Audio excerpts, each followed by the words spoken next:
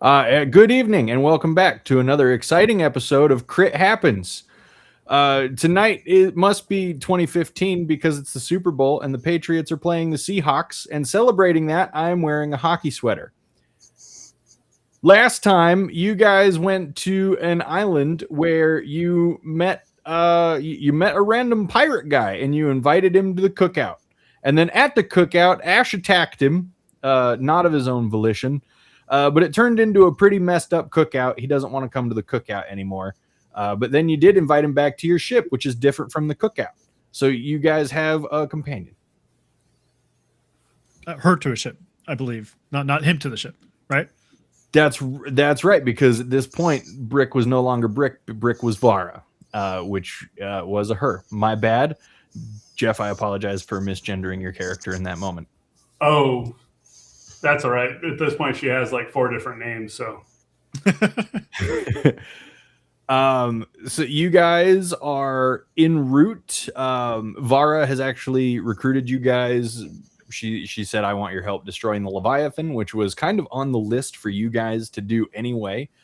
So you've met an unlikely ally, and you are en route to do that thing. It is a little over 14 hours travel.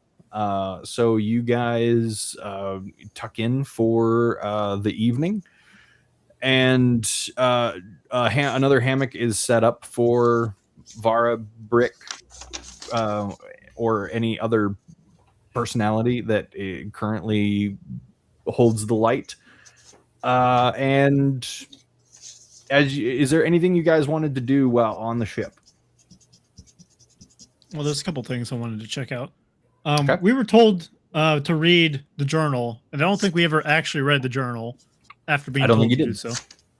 And also wanted to take a look at what the 2-folded bundles of cloth were and the steel rod was.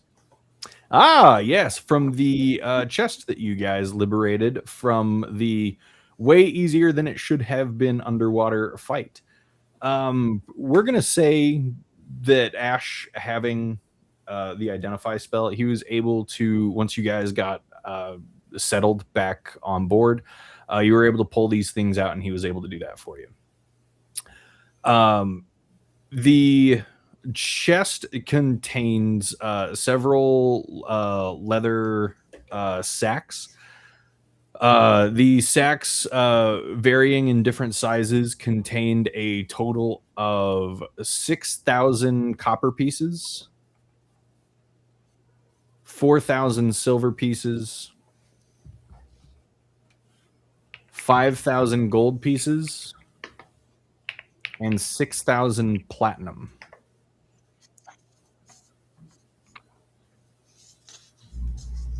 In the 2 bundles were worked leather, fashioned into a very high quality of armor. The larger set of armor it constitutes as medium leather armor. It's +1. And it grants the wearer a swim speed equal to their walking speed, and the life preserver trait, which, if the wearer is knocked unconscious, the armor will then jettison them back up to the surface of any water that they are under at a rate of 60 feet per round. The light leather armor, also +1, is it's similar with slightly different functions. It grants the wearer swim speed of 60 feet, and instead of the life preserver quality being spent on the user when they fall unconscious, they are able to imbue an object with the life preserver quality while underwater. And are these attunement or just if you put them on kind of thing? They are attunement. The metal rod is actually a +1 trident. And as Ash is describing to you what this trident does, you're not entirely sure what it means. But when an enemy is rampaging, it does an additional 2d12 damage.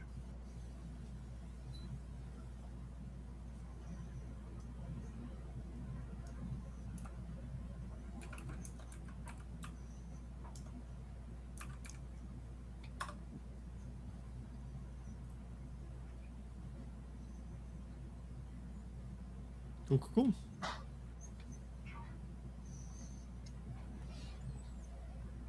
So the lighter armor is just regular leather armor, and then the medium leather armor would constitute as hide, or the equivalent of hide.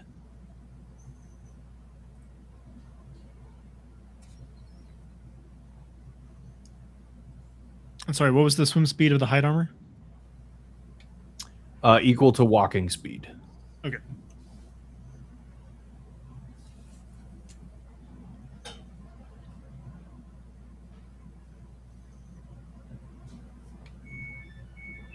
And then if you need me to repeat any of that at any time, just let me know.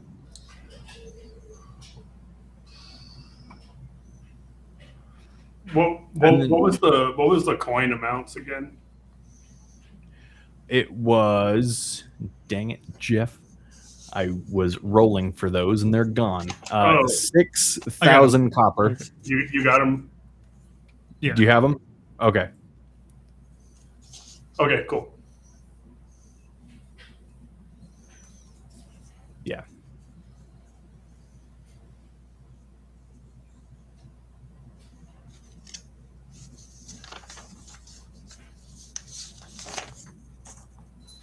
$6,000 platinum. Yep.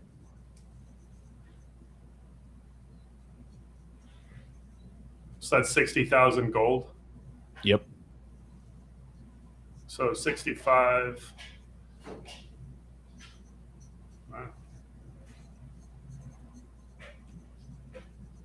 There's an entire year's worth of campaign where they were not finding any gold at all. I got you. I just did that. Yeah, I did the same thing over there. Okay. So trying to make up for it bit by bit. Back pay. Plus, he's a pirate. Pirates have buried treasure, according to very misguided resources.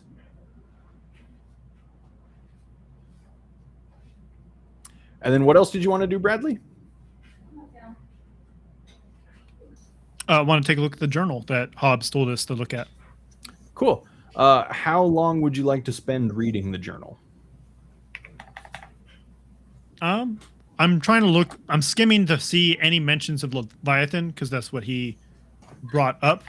Okay. And if I can't find any actual mentions of Leviathan, it's all like innuendo or like just poetry kind of thing. I'll just try to go around where I found hints to the islands and stuff like that. Okay, cool. Give me an investigation check.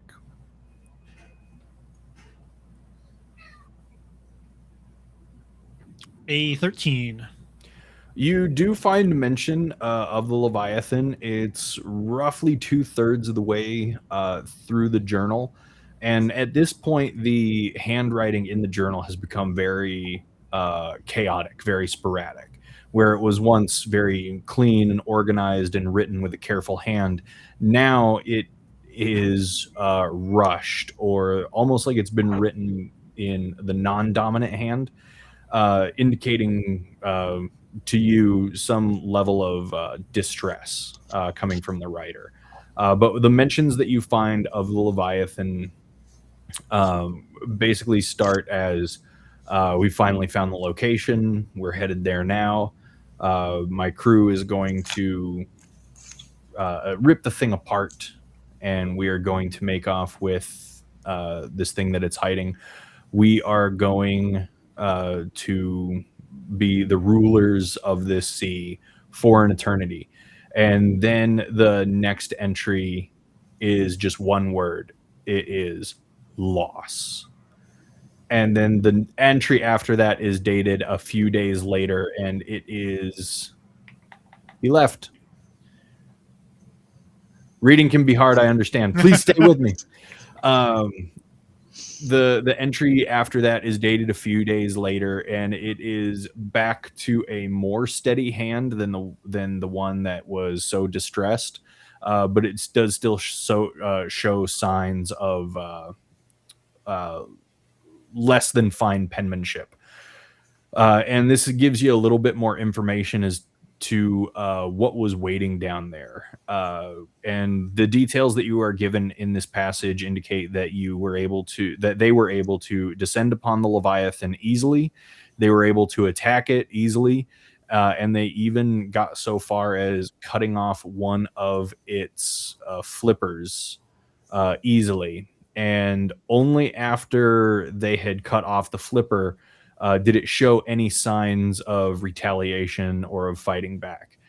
It reports nothing but chaos, blood in the water, and uncertainty as the entire crew began to retreat due to the rampage that the Leviathan was going on.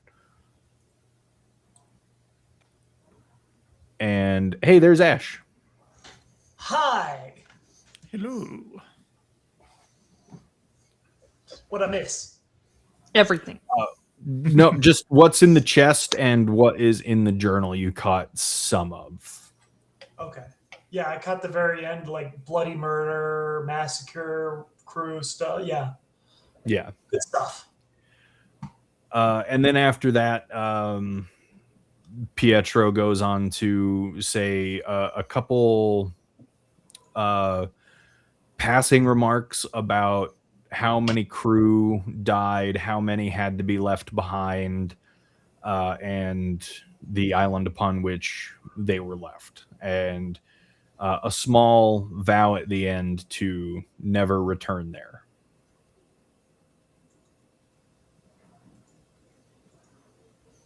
After that, you don't find any more mention of the Leviathan. All right. I'll give everyone a warning of what to expect. Seems like it could be a bit calm to begin with, so we could be doing some preparations before, we go all out. I don't know if it's going to be continuing to rampage or if it'll be docile once we get there again.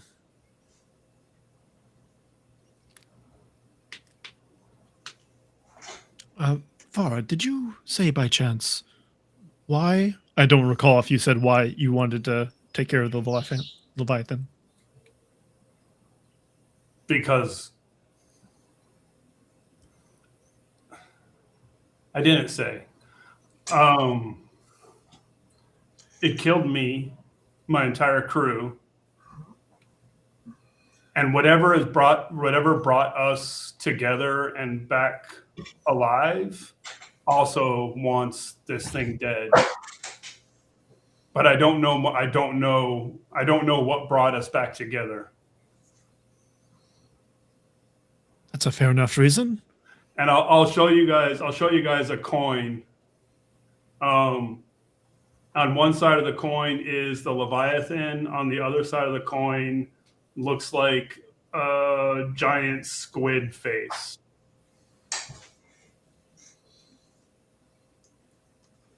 All right. Does it look like custom minted, or does it look like it was like mass produced? Or I don't know its origin. It was when I started walking, this was in my pocket. Corvin, give me a history check. all right. Ooh, I'm great at those. Didn't roll too bad. 16. It is like nothing you have ever seen before. No kind of coin or currency like this has ever crossed your path.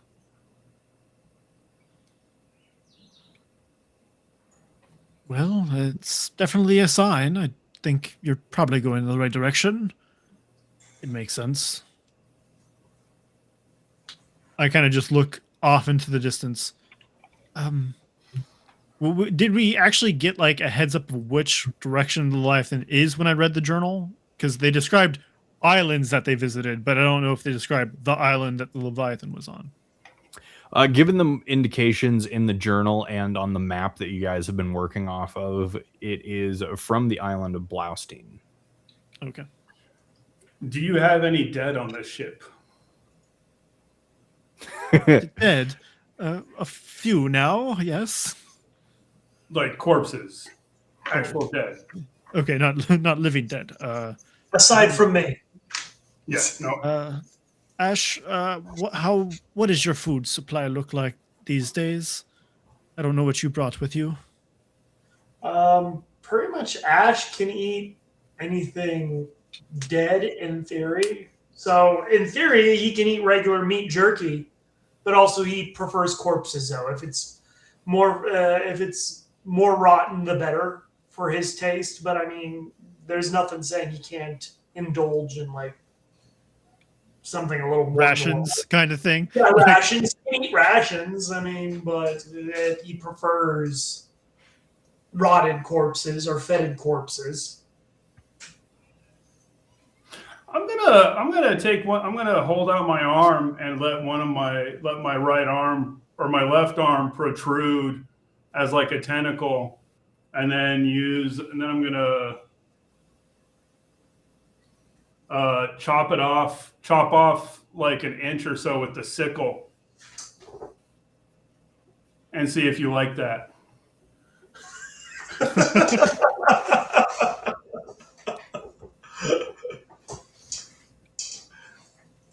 All right.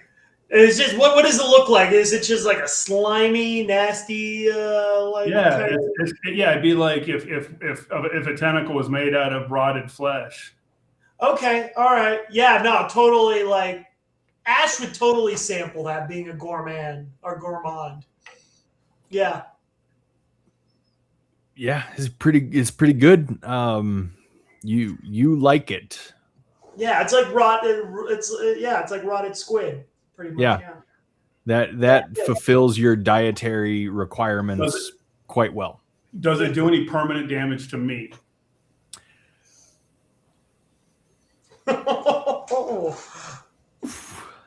Is this an inexhaustible supply of food for him? I don't feel this is weird. This is where it's weird. This is where I have a hard time, because you are an ooze that is the compilation of 12 decomposed bodies sharing consciousness. So I would say that given the amount of decomposition and bodily density that you hold because your 12 bodies melted together, that any permanent damage would not threaten you immediately. It would come pretty far down the line, but it's not endless. There would reach a point where you would stop being able to regenerate that. You're like Tony Stark's nano armor, where it keeps getting knocked down. All right. That works. It tastes like chicken, or so how I remember chicken tasting. Tastes like calamari. That it tastes like chicken of the sea.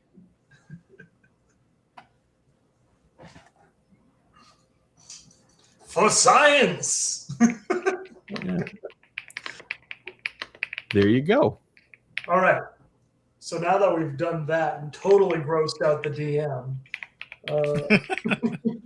No, just, things you don't really expect to happen have happened lately. Yes. So are we currently en route to one of the islands with the Leviathan, or what did I walk in? Currently en route to Blaustein, yes. Okay, got you. Cool. Unless there is anywhere else that you guys wanted to go first, or anything that you wanted to do first. I would like to discuss my fee for guiding you to this treasure.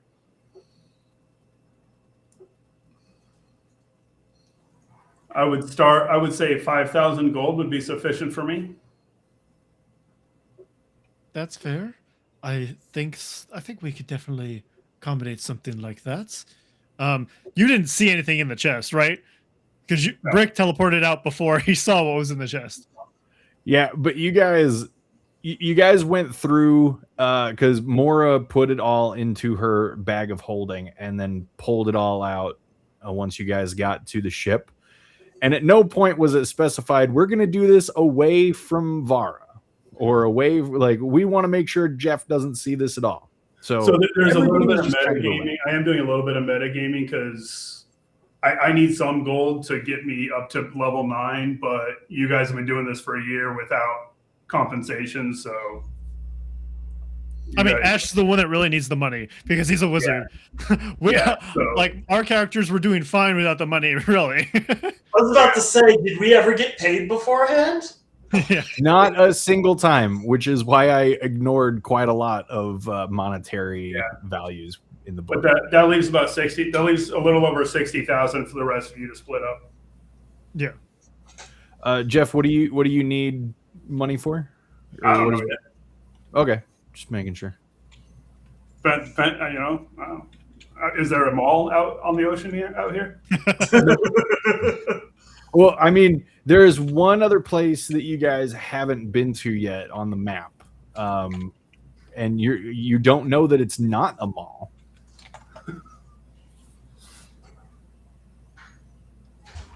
Yeah, I don't have any shopping plans. Just I wanted it to be clear that there was no expectation to split it evenly. I've just been the accountant, so that's just how it's been so far. So Okay.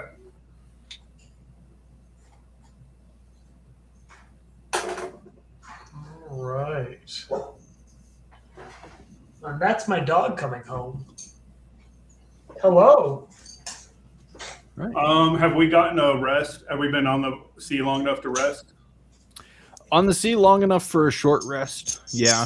But by the time you guys reach Blaustein, you'll have had time long enough to eat and take a full rest, wake up for the next day, and still have a few hours before you arrive at your destination.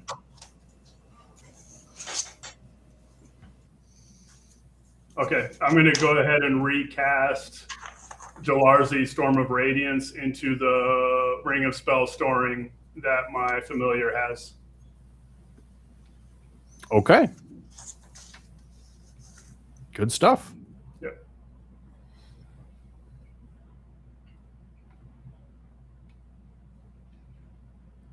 Anything else before you guys bed down for the evening?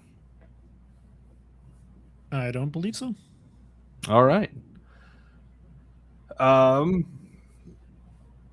Because the last couple nights have been pretty uneventful as far as sleeping goes, do you want Scud still standing guard, or do you want him, or are you relieving him of that duty?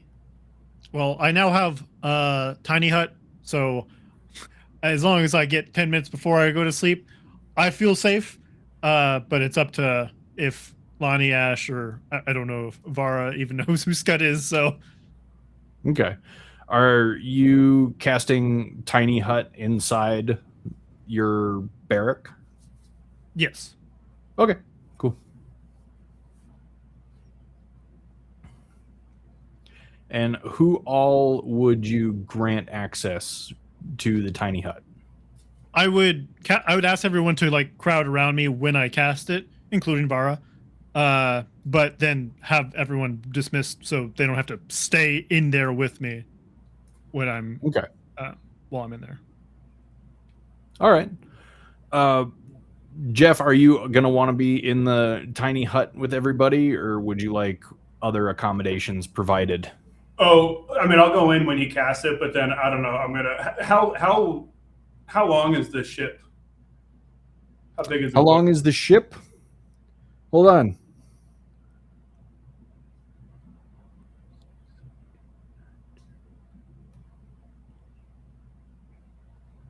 It is longer than 20 feet. about 120 feet. Okay, never mind. No, yeah.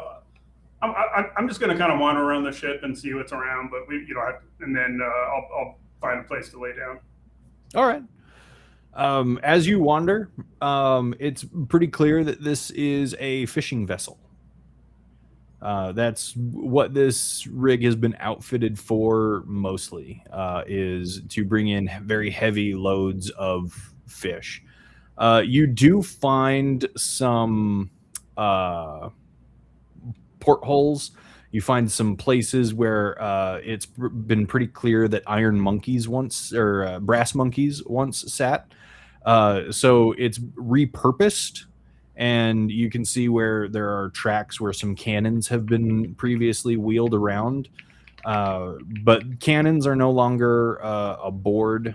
Brass monkeys have been removed, and this ship is not one of sea combat anymore. Okay. And you know that just due to your history. All right. I'm gonna go down below. I'll go down below deck, find somewhere that's like got barrels or whatever, and then I'm gonna go inside that space. I'm gonna cast Major Image, so that it looks just like it did before I went in there, and then I'll lay down. Okay, cool. And that's where you're spending the night? Yep. Great. Mora, Lonnie, Ash, Corvin, and Daw, you guys are in your provided room. Scud has opted to stay out on the deck just to help keep watch, unless he is wanted direly in the tiny hut at all. But other than that, he will not be there. And everybody goes to bed. Corvin. Yes. What's your passive perception again? It's pretty high. It's like 17. It is 17. Yeah. You awaken in the middle of the night. Hey. Come here. I just kind of sigh. It's the voices again. I just say that kind of like with my eyes still closed, but knowing that I've protected myself a little bit from these voices. And just whoever is nearest to me, I'll just say, I don't know if we want to go on this goose chase again. They've been leaving us alone, but it's back.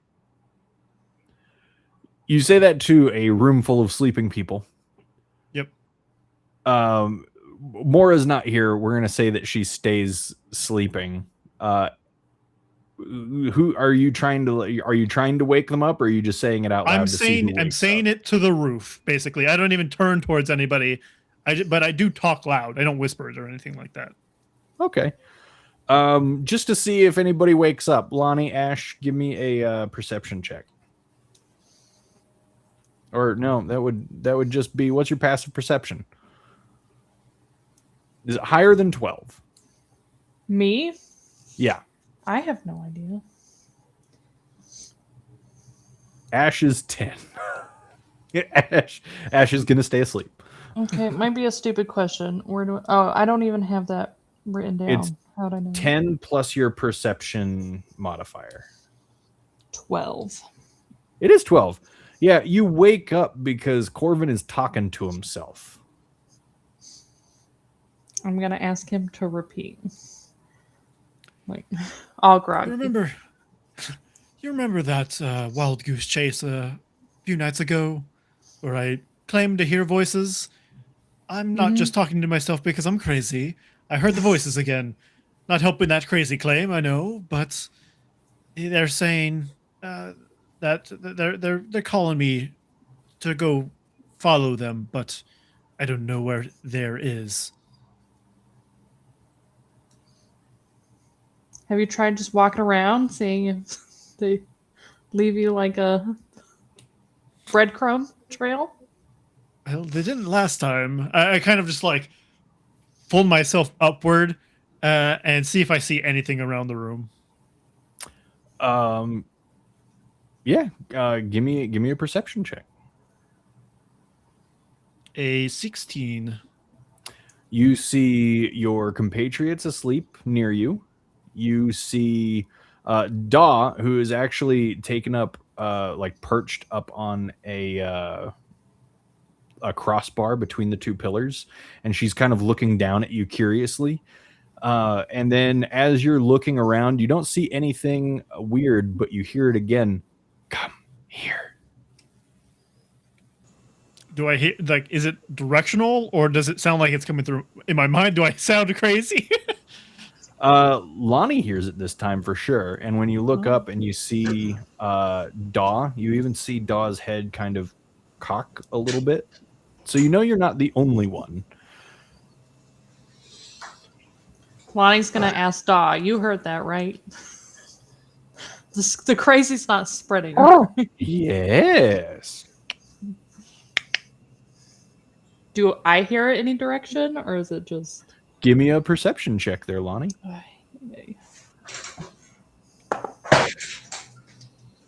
10. And if you're trying to find the source of it, Corvin, you too. All right. Lonnie, you Another said 16. 12? 10. 10.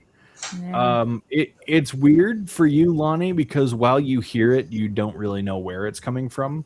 Corvin, where are your belongings at this moment? They would be whatever the equivalent of like a nightstand, or we're in just like hammocks, right? Yeah. So they would just be in a pile kind of nearby. That voice is coming from that pile. I'll go sift through my stuff and deliberately move the bags of holding and bag of holding to see if I can hear it coming from there, and then like my other stuff I'll just kind of sift through the other stuff. All right. Give me an investigation as you sift through all of your belongings. Being very groggy, don't want to deal with this. 5. Yeah, as you're doing so, you don't hear it again coming from anywhere here in the cabin. Just like the previous time, it seems like it tries to get your attention a couple times, and then it's just gone. Is the journal in his in his bag? The journal is among his belongings, yes. Open it. Maybe it's like one of those, like where it's writing, like when you you hold the journal and you shake yeah, no, it's just a journal. Not a mimic. It's not the Book of the Dead from Army of Darkness. You don't get sucked in or anything. Well, that's a relief. Well, what is in Corbin's stuff? Corvin, what's in your stuff? Well, I have a ring of free action, half plate armor +1. Yep. The ring of Paolo. Yeah. Mm-hmm. And Hulao. then Hulao. There we go. Normal stuff that I had since my character was created. Yeah. Even that wedding box? I did not write down the wedding box in my belongings. That is true. But is it in there? It's in. I assume I didn't leave it when we got raided by what's his face. That would be something that you would keep pretty close to you. Have you told anybody about that? Is that something that Lonnie would know about? I did ask Mora to help me unlock it, and I assume Mora is a loudmouth, but I don't know. That's right. Okay. All right. Yeah. So nothing out of the ordinary with this stuff that you know of. You know, the journal is just a journal. You've taken the bag of holding and the bag of colding and kind of moved them aside. But there's nothing amiss. There's nothing extra among your belongings. It seems normal. I don't really know what's calling out to me. I have the also I didn't have this written down here. I have it written down in my notes. But like the unicorn blood and a couple other reagents of some kind. But those were notes, not items that I wrote down. Yeah. Should we just sit there and stare at it until it talks again?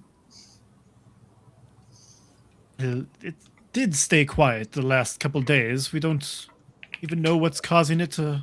Maybe it call doesn't out. like Scud.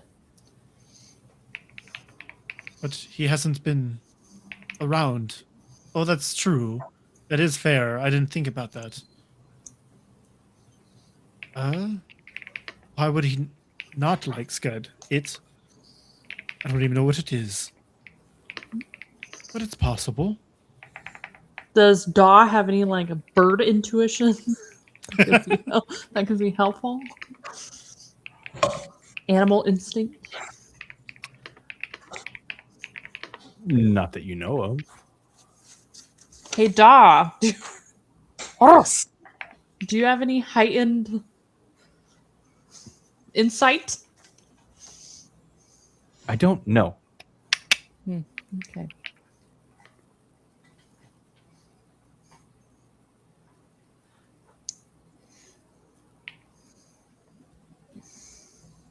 Well, I will go ahead and take the bag of holding and just kind of I'll use it kind of as like a pillow. So if it talks to me, it'll be in my ear. Okay. And assuming it's not like near the time we would normally wake up, I would go lay it back down and ask someone else to can someone else just hold on to the bag of codeine? Make sure it's not the thing that's speaking. Lonnie will take it. All right. Lonnie, please move the bag of colding into your inventory. That's yours for now. Okay. All right.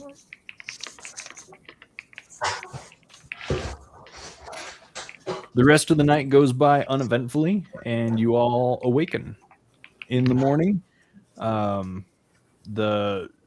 the cook aboard has made everybody a wonderful breakfast of potatoes and dried biscuits. Everybody gets a boiled potato and a dry biscuit. Except for Ash.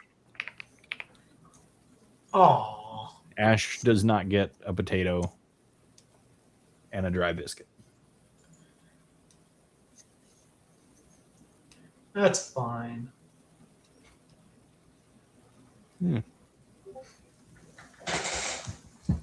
Once you guys are awake and you have had your breakfast, what is something that you would like to do before you reach your destination?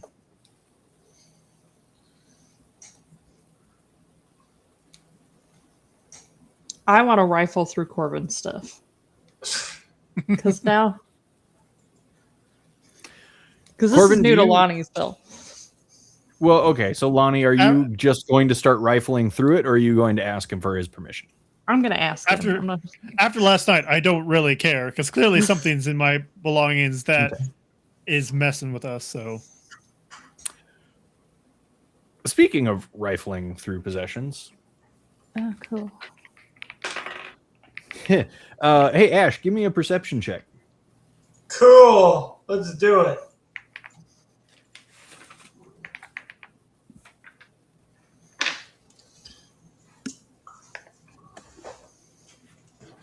Perception. 19. That's a pretty 0. good. Yeah. That's pretty good. Okay. Did I notice anything? Nope, you sure don't.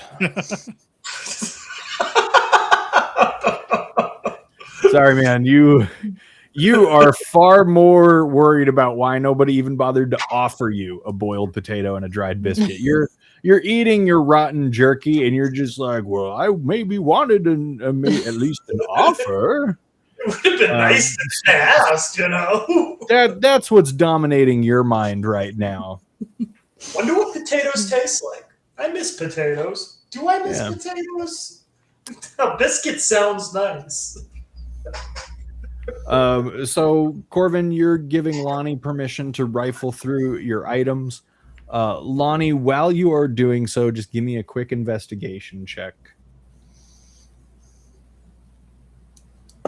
Actually, you know what? Give me natural 20. So no, actually, don't change that.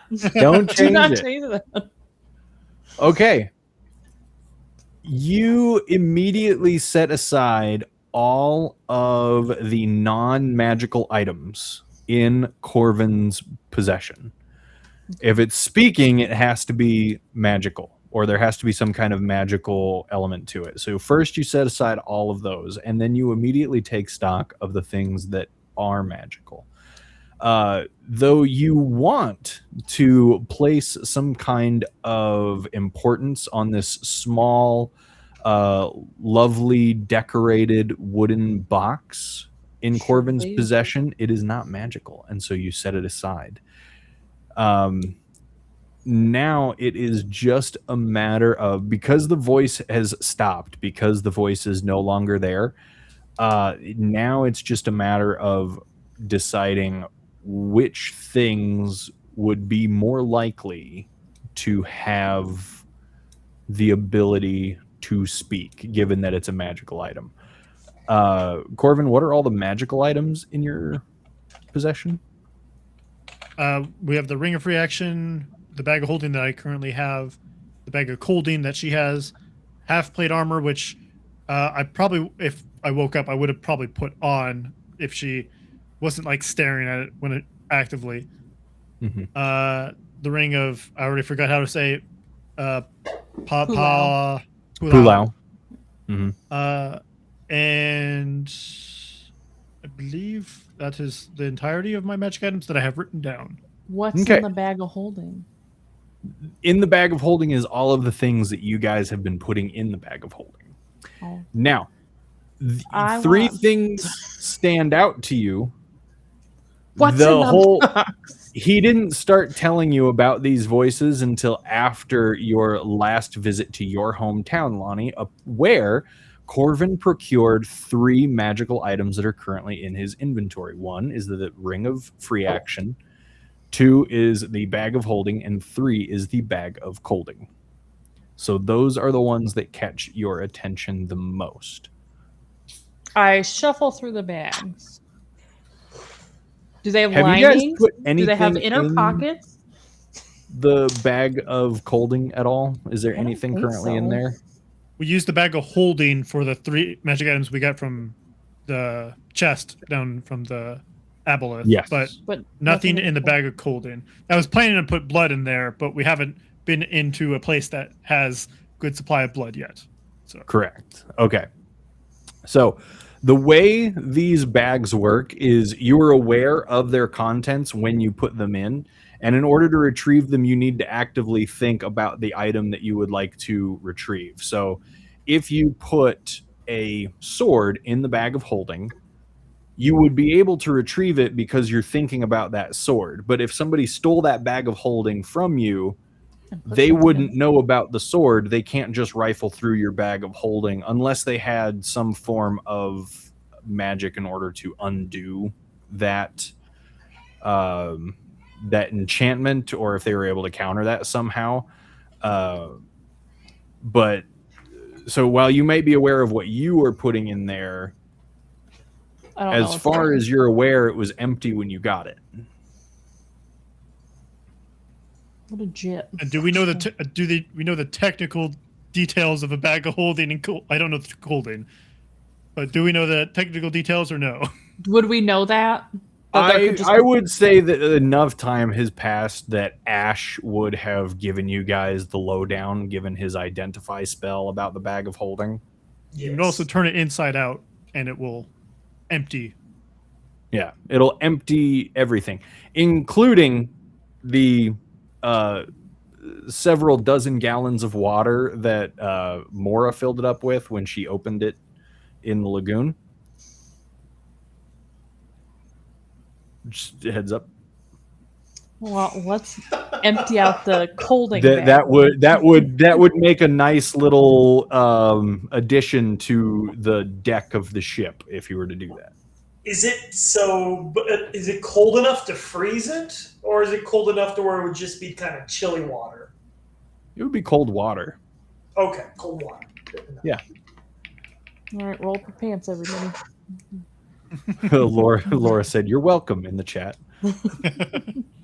And that's when we started doing the ice water challenge. There you go, ice bucket. Yeah. Is that something that you wanted to do? Yes, Lonnie's on a mission. She's gonna. You're Are gonna you turn inverting the bag of colding or bag of holding out, inside out? Yeah. Yes. Let's start with the Both? colding because I know Okay. we haven't. The put colding anything- we didn't open. Yeah. Yeah. Yeah. So I'm Okay. gonna double check the colding bag first. It's so cold in there, Nothing comes out. and you flip it inside out, and there's nothing. Cool.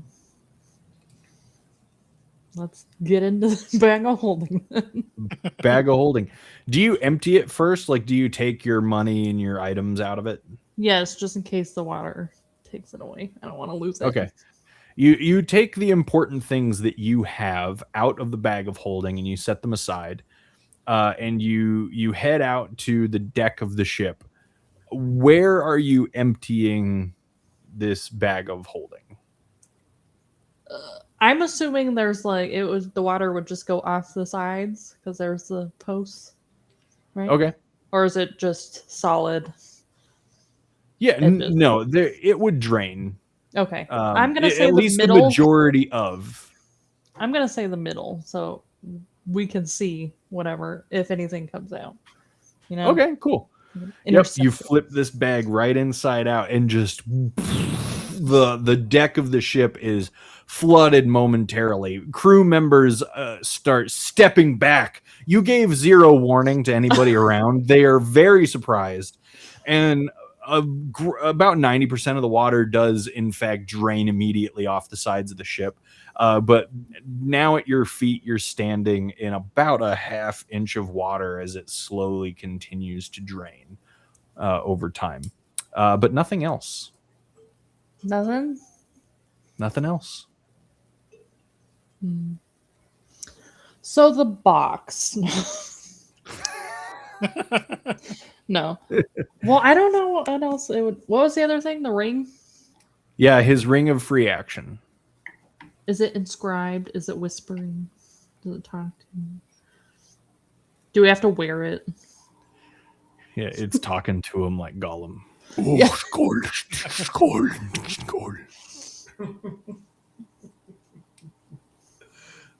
Because that's the three things, right? Those are the three things, yeah. You got a lot out of that natural 20. It's narrowed down. The problem is you got your natural 20 after the talking was gone. True that. All right, well, I'm going to keep an eye on that ring. Yeah, keep an eye on the ring. And then I have the bag of colding still. And then, so Corbin has the ring and the bag of holding. Yeah, and I'm using the bag of holding as basically a pillow. So if it does Okay. speak, it'll be in my ear. It'll be in your ear. So if I don't hear it and he hears it louder, then we can narrow that down further. But now we just have to wait. So, or we give Daw some if we trust Daw. Okay. Just turn a child into a guinea pig. So, question, maybe I missed this when I came in a little late. Has anybody tried to pick Brick's brain about the Leviathan, what we're possibly facing, seeing his entire crew died and he is essentially his entire crew? So Corbin read the journal. Oh, the journal? Okay. Yeah. So do we know what type of creature we're facing? Are we? It's a is it- Leviathan. It was actually pretty docile, apparently, until they cut off its fin, and then it went crazy. So we might have some. We might be able to talk to it. Don't know if that'll actually work out. Or we might be able to set up some things before it goes crazy, or it might be currently going crazy and it never stopped. So, is it fully aquatic? Is it amphibious? What are the descriptions of what it looks like? How big is it? I do not recall if that was described. It never said in the journal. I feel like that would have been important information. I would like to pick Brick's mind, any one of the crew members there, to see what kind of descriptions can I give. As a wizard, I would kind of like to know what spell should I have ready for something like this. That's fair. Would Brick remember the details of this creature? Brick would remember what the Leviathan looked like.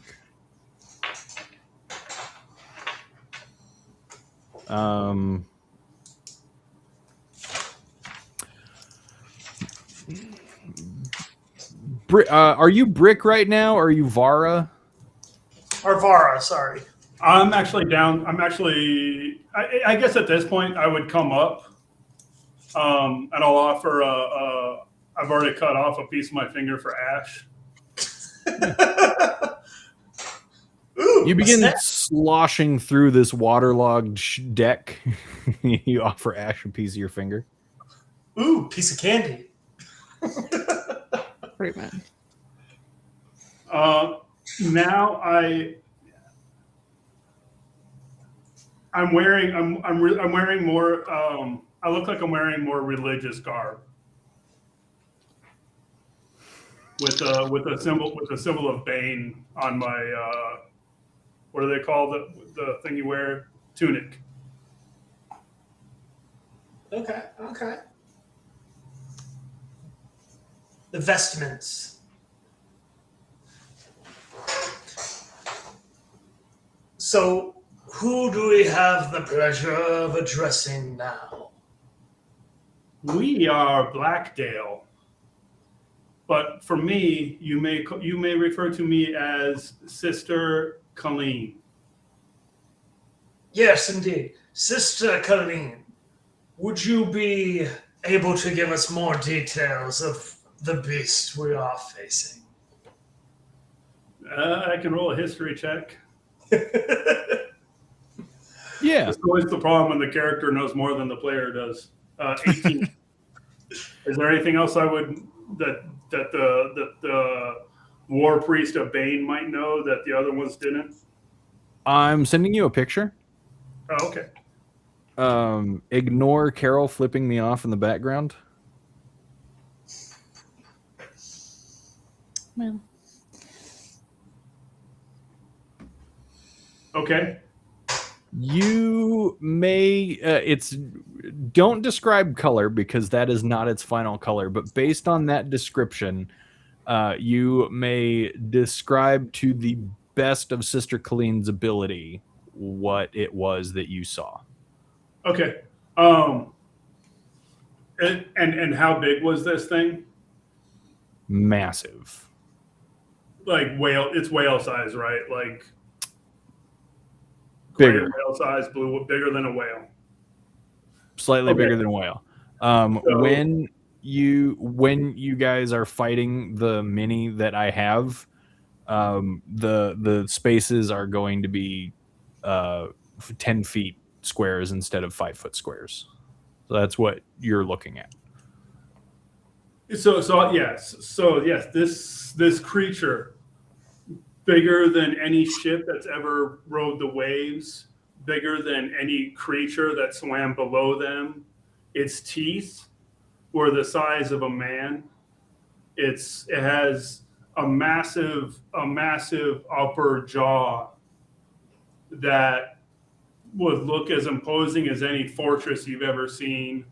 A ridge across its back, and fins, just an uncountable number of fins on each side of it. And then one thing that doesn't come across in the photo, its entire back is armored bone. Okay. So you guys were not able to attack it from above. Bone. Interesting. How were you able to remove its fin? It was one of the little ones.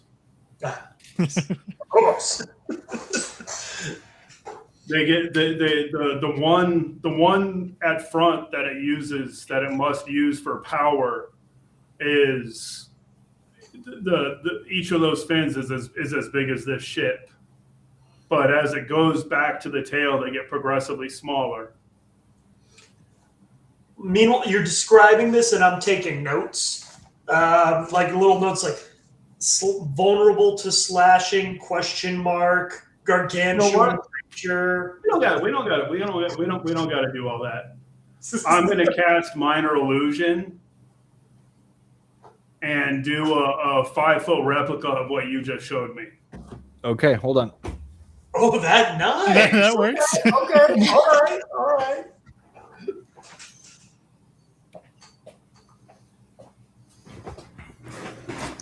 Hey, I'm not the one who tattled. So. All right, so he creates a minor illusion of this thing swimming in the air, or major illusion? I'm just doing Minor Illusion. Minor illusion of this thing swimming in the air before you. And it is this. Ah, okay.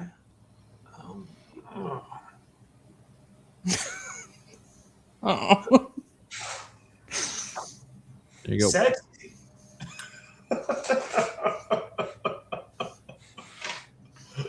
And then one additional piece of information that you recall, good sister, is not you, Jeff's good sister. Oh, okay. It's like, is that though it made it easy for you to injure in the first moments of its rampage before you guys your crew realized how much danger you were in. It seemed that in those first moments of it rampaging, you were able to do damage to it even easier. It became more susceptible to harm.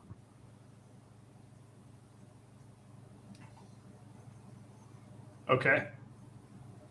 But it also became far more able to harm you.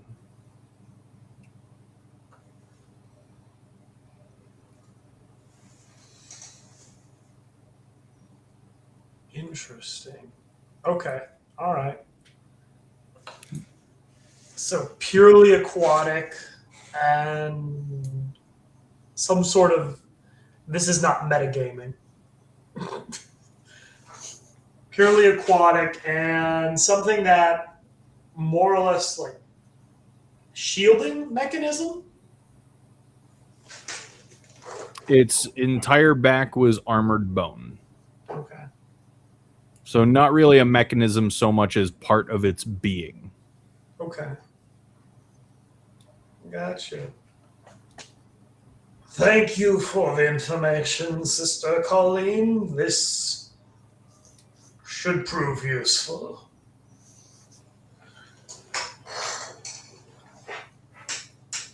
I'm going to reevaluate. Go look over my vast book of spells, what might actually be useful for this. As you conclude that conversation, there is a crew member up in the crow's nest, and he begins shouting down, "Port side! Movement!"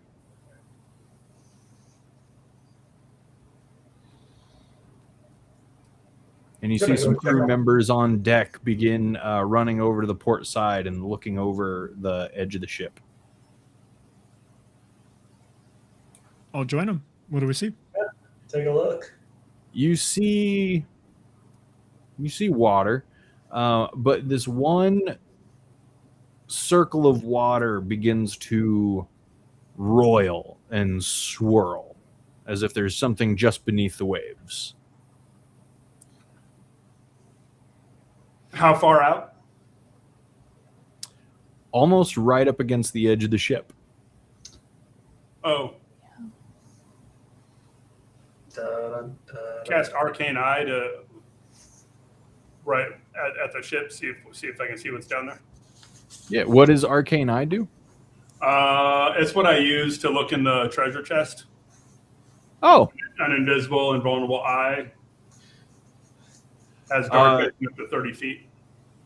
You see a portly, greenish, aquatic-looking person, clad in as a Madrid. Being would Sister Colleen recognize it? I think she would. I mean, they've been pirates for. I mean, all right, then I'll believe you based on her backstory. Then yeah, you would recognize it. So and I'll tell everybody it's a Madrid. I do not know what that is. Corbin's never been to sea. It is. It's like a genie or an Ifrit, but of the ocean. And a pillar of water erupts just beside the ship, showering all of you. I need everybody to roll initiative.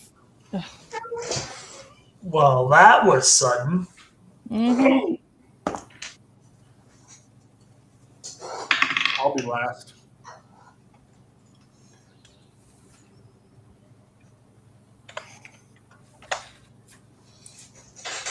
Corvin got 20. Ash got 9. Lonnie got 19. I got 3. 3 for Blackdale. Ash, did you want to go before me? I have alert. I can swap with you if you wanted to. I don't know if you had any plans. To fight this thing? Not at this second. Okay, I'll stick with my 20 then.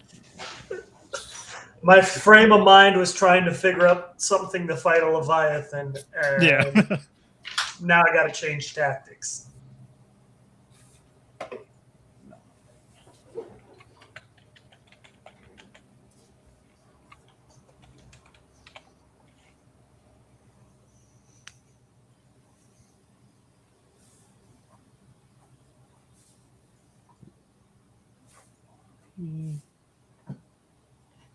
Sorry, doing a lot. Multitasking's hard. It is hard. Thank you for your understanding. Mm-hmm, of course.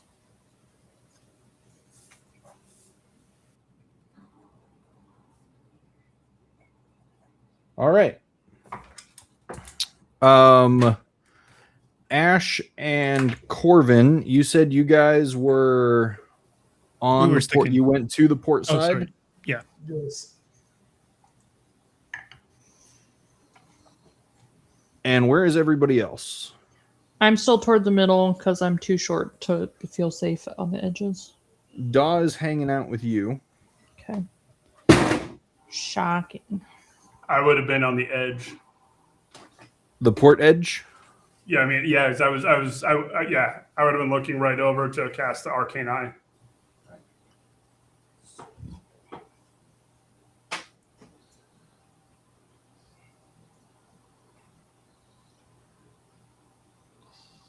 And Mora's a nosy one. She'll be right up there with you guys. Don't tell Laura I said that. All right. And as the pillar begins to soften, it's the pressure begins to lessen, and it comes to about level as the ship, and you guys come face to face with a Merid. And Corvin, it's going to start off with you. Does it look like it's actively trying to like harm the ship? What or does it just kind of just float up and hover there? What kind of aura is it? It does seem hostile. It brandishes its trident at you. Rude. All right. I will. Is it within 5 feet of the edge of the deck, or is it further than that? Yes, All right. it is. I will go ahead and say, well, hello there, and then slash at it as it comes up. General Kenobi. Sorry. A 19 to hit. Oh, yeah, 19 to hit. No, sorry. That's the damage. To hit is 29. Dang. Yeah, the 29 hits. And 19 damage. And 19 damage. And the second to hit is 14. That's just going to miss. As he leans back away from your second strike after groaning in surprise as you lash out at him the first time. And your second stab just comes outside of his range. And I'll get a little bit bigger as a bonus action. All right. I don't have a mini for that. You just put like a dice in me or something like that to say I'm larger. Yeah, my dice though. A disc? I don't know. Just gonna have to make a second mini for Corvin. Well, I can get large and huge, so you have to have 3 for me. Hold on. It's like, say less. I did just get condition rings. I don't know if there is an enlarged condition ring.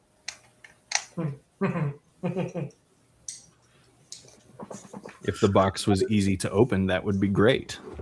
I'm gonna hold off on the jokes.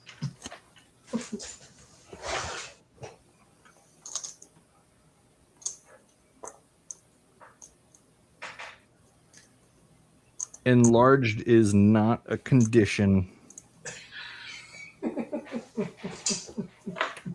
So instead, I'm just going to give you a polymorphed condition ring. How's that?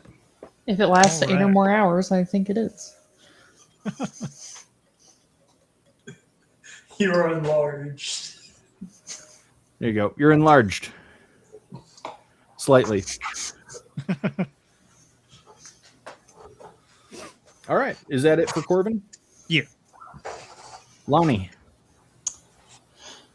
Lonnie's just gonna, I guess, move up-ish. Kind of not right up on the edge, but a little bit behind them. Okay. And she's gonna try to do, well, actually, I don't think. I don't know why I'm blanking on Blight. Hold on.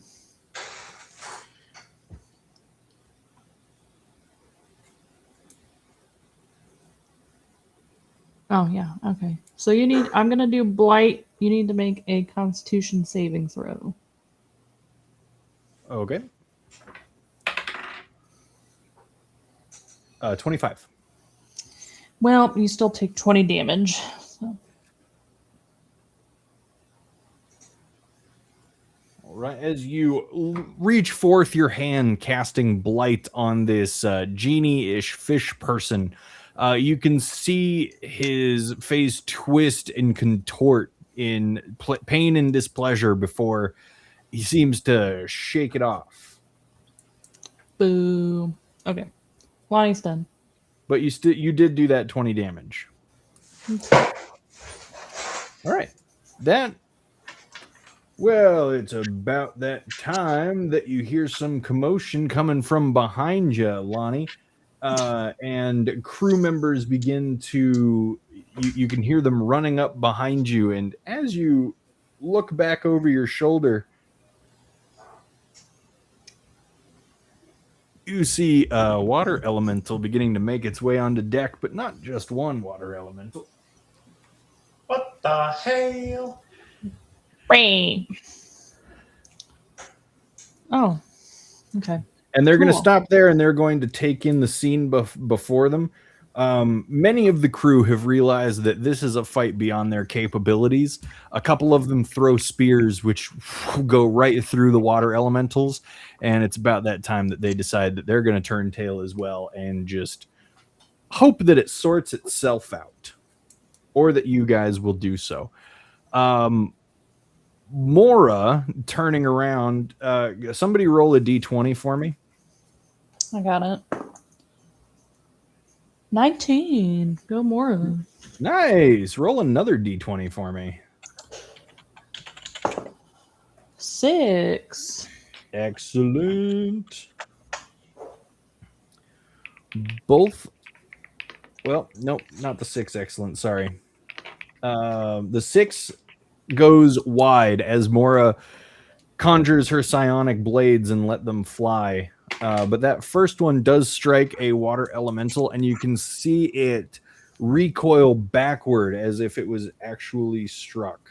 The psionic blades doing 5 whole damage. Ooh.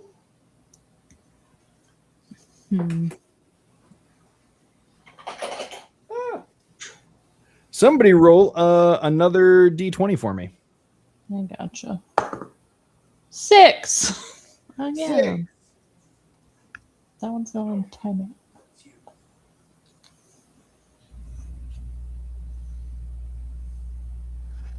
Daw flies up, pulls out her pocket crossbow, and lets off a bolt, which just sails right through the water of the water elemental. The bodily water of the water elemental is so weird. And it does no damage. And then it's going to be the Marid's turn. You guys are right in front of him. We're in the splash zone. And I like that.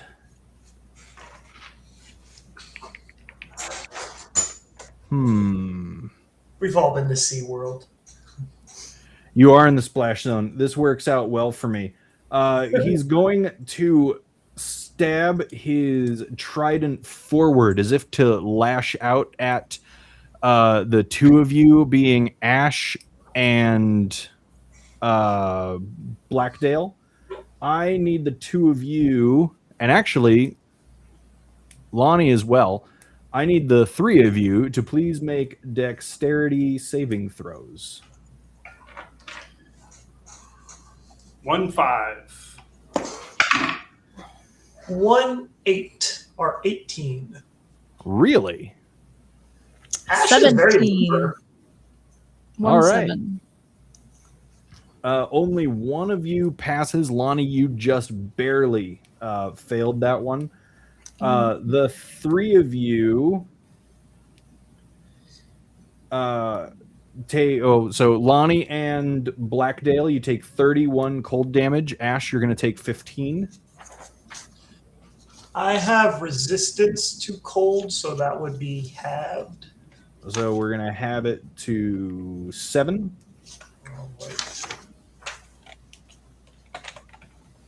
And the three of you are pushed back 20 feet and you fall prone. Lonnie, that is actually going to push you into the water. Druid overboard. Mm-hmm.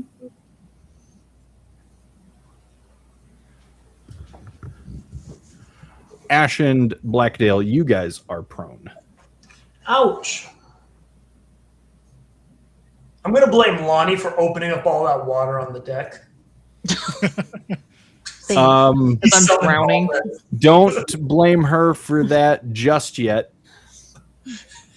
Not just yet. There will be a time for it, and right now is not that time.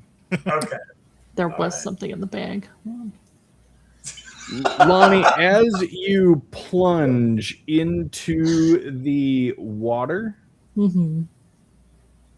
you for a 24 to hit. Yep. That is 8 and 13. You feel icy daggers piercing your skin. You're going to take 13 cold damage.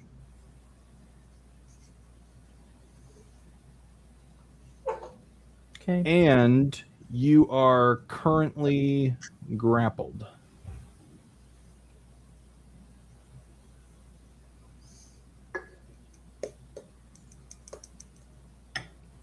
So I can't do anything, right? So you can't move. Your speed is 0, and you have disadvantage on attack rolls.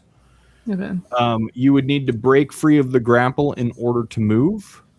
But you are also underwater, so right now you would need to hold your breath. What's your Constitution modifier? +3. Okay. You're able to hold your breath for 4 minutes, but every time you take a hit, you lose. Every time you're attacked or you take damage, you're gonna. There's going to be the chance that you lose that breath that you're holding. Mm-hmm. Which I'm not worried about it. Is not right now. You're fine. All right. Good.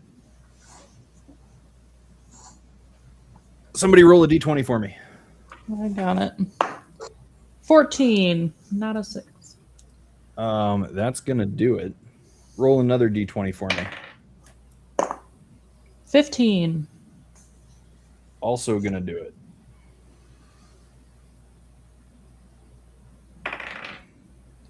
26. He begins swinging his great axe into the body of this water elemental, dealing 26 damage. Ash. Cool. So I'm going to be doing a few things at the same time. First, I am going to be using an intrusion, one of my intrusion dice. Okay. And I'm going to need your Merid to give me a dexterity saving throw at disadvantage. What's your intrusion die right now? Is it a D8? It is a D8, sir. Okay. And you said a dexterity saving throw? Yes, at disadvantage. Yes, sir. At disadvantage. I'm going to, of course, stand up before I do that. But yes. What's the DC? The DC is 17. It is going to fail. And I also hate to do this, but your intrusion die just rolled a 1. Oh, cool. Okay, what happened? What did we summon? Well, that's going to be the question, isn't it? Let me pull up those rules real quick. All right. Can I roll for my attack? Yes, you can roll for your attack while I'm doing it. So I'm using my infused Draconite to where I ignore any resistances, and I am casting the Immolate spell on him. Okay. As I snap my fingers, and he's going to be taking 8d6 flame damage, but any resistance he has is gone. I'm going to use D&D Beyond to pull this one off, just because that's a lot of d6s. So he's going to take 18 flaming damage and 4 necrotic damage. 22. Which he has no resistance to because I use my infused Draconite. All right. As you cast this spell, the air around you begins to pulse and darken. The floor at your feet begins to give way. Instead of solid wood, it becomes almost like an ethereal jelly where it becomes hard for you to stand. And I'm assuming you stood up when you cast this spell. I did. You are going to fall back prone. All right. And that air begins to shimmer. You even see as you fall down, the water elemental behind you is not affected at all. It's almost as if it and this jelly-like wood that the ship is now made of begin to meld with each other, and it can move among it. Okay. Wow. Great. At the end of every single turn of yours, every creature near you is going to fall prone. Good to know. Just a heads up, Blackdale, that means you. I'm already prone. You are currently prone, but in case you wanted to not be prone after this. But it's your turn. So real quick, though. Oh, quick. So at the end of each of the creature's turns, seeing it failed, It needs to do another saving throw, and it takes 4d6 fire damage if it fails. And the spell ends on a successful one. It says these magical flames cannot be extinguished by non-magical means. That's pretty fantastic for you. It is, right? Can't say I'm not jealous. Yeah, you'll just have to keep me honest and make sure that I'm rolling that. Alrighty. I'm going to step away for a minute. All right, Blackdale, now it's your turn.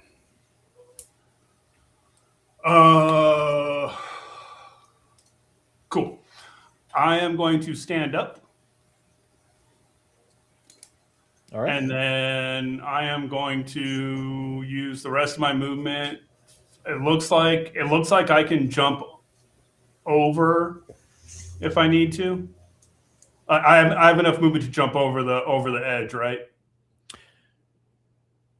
Yeah, you want to like jump over the edge and into the water? First, actually, before I say that, let me check something. I think this is concentration. It is, yeah. I'm gonna jump. Yeah, I'm gonna jump over the water to where Lonnie is. Okay.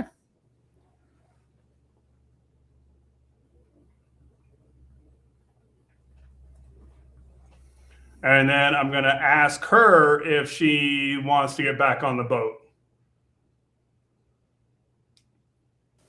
The answer would be yes. Then I'm going to go ahead and cast Dimension Door, taking her, and we're going to go to the very, very back. What is that? What's the opposite of the stern? The keel, sure, of the boat. Okay. Like as far away from everything as we can be, but on the boat. Dimension Door, just to refresh my memory, is that creatures that you choose? I specify 500 feet, and I can take one ally with me. One ally. Okay, cool. And it's just yeah. All right. And I think I'm pretty sure I exhausted my movement, right? Yes. Okay. Then that will be no bonus actions open to me, do I? I can't do Armor of Actus because I did Dimension Door. And I'm going to hope. Yeah, I'm going to go ahead and do Awakened Mind, Clairvoyant Combatant. So I need the Marid to do a DC 16 Wisdom saving throw. 5. Cool. So so it has disadvantage on any attack roll against me. I have advantage on any attack roll against it. Okay. And we have a telepathic bond. Does it speak common? It does not. Do I speak any other languages?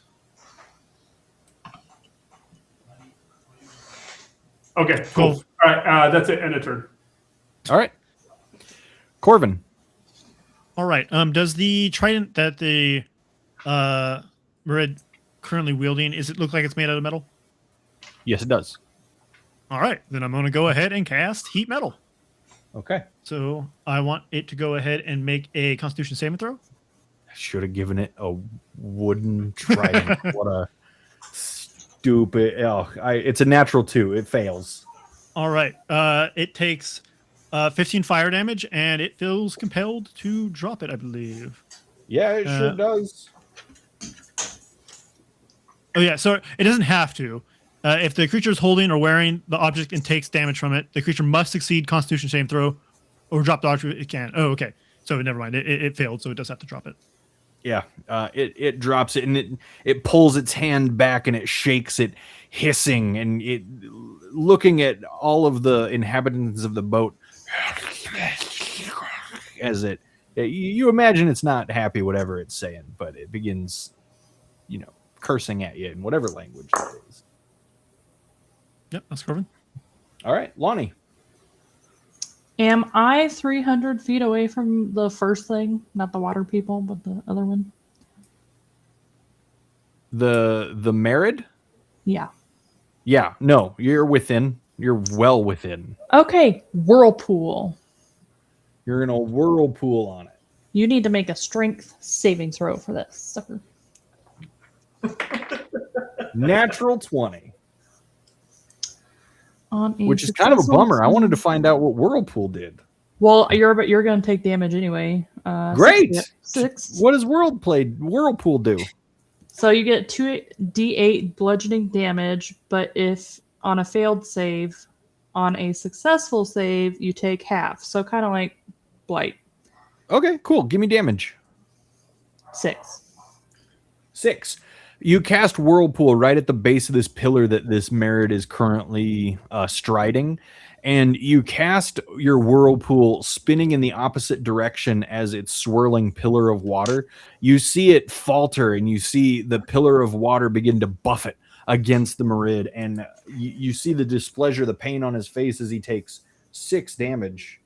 But then he rights himself and he acclimates to the whirlpool swirling beneath him. And he begins spinning his pillar in time with it to no longer hinder him. What a noob. That wasn't too bad. That was pretty cool. Okay. This is going to be fun, I think. Water Elemental is going to move up on you, Withers. Ash? Sorry, you have the Withers mini. My bad, dude. That's fine. Yeah. And I need you to make a strength saving throw. Strength might definitely not strongest.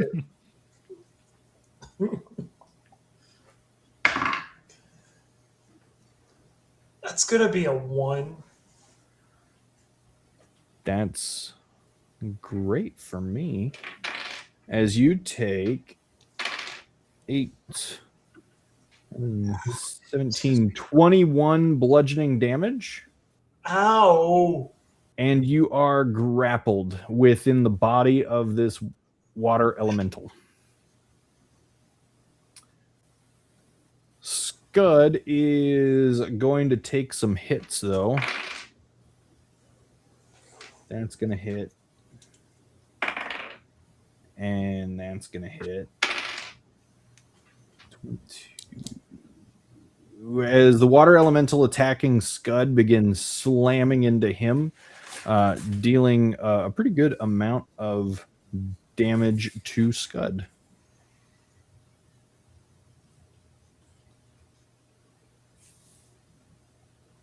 And somebody roll me a d20. I gotcha. For Mora's attacks. 17. That'll do it. Roll me another one. Okay. 3.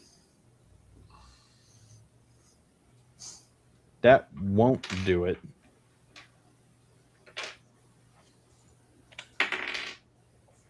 For 4 damage. Does she not have sneak attack? Actually, on this one, because it's currently engaged with Scud, she does. 4 plus 15. 21. 26. And 28 damage. Good gracious. What the heck is up with rogues? You know? You know what I mean? And somebody... Nope. Hey, Ash, you know how you failed your perception check earlier? Yeah.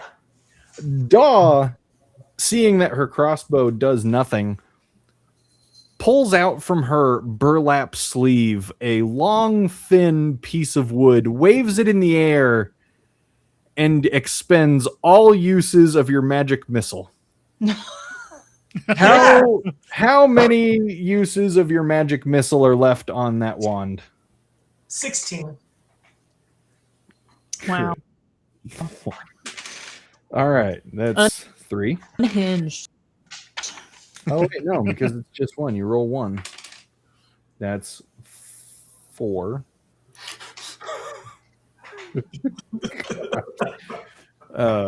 4 times ET 7. Worth it. Totally worth it. 76. As just a barrage, a Gatling-like effect shooting out of this wand and colliding with the water elemental that is currently enveloping you. And you see its form begin to ripple and pulsate as each dart slams into its watery body. And you worry that they'll break through and hit you, but they don't, much to your pleasure. And that is going to bring it to the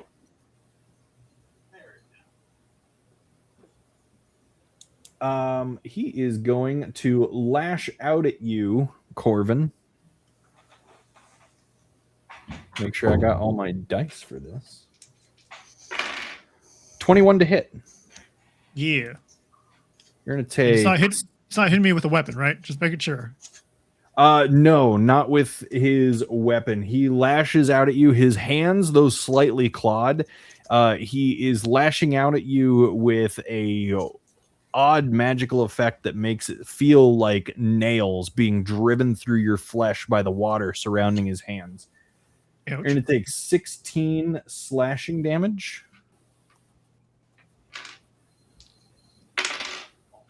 And 8 cold damage. And it's going to do that to you one more time. 13 to hit. No. At which point it's going to move over to Mora. That does provoke an attack of opportunity if you would like to take that. But Mora does get a natural 20 on her. So she's going to take 7, 13. I'm going to actually move that to the water elemental. I'm going to say, no, he crits on the water elemental. Which water elemental? It'll be the one that's currently eating ash. Okay. So that was 18, it's 26. 26.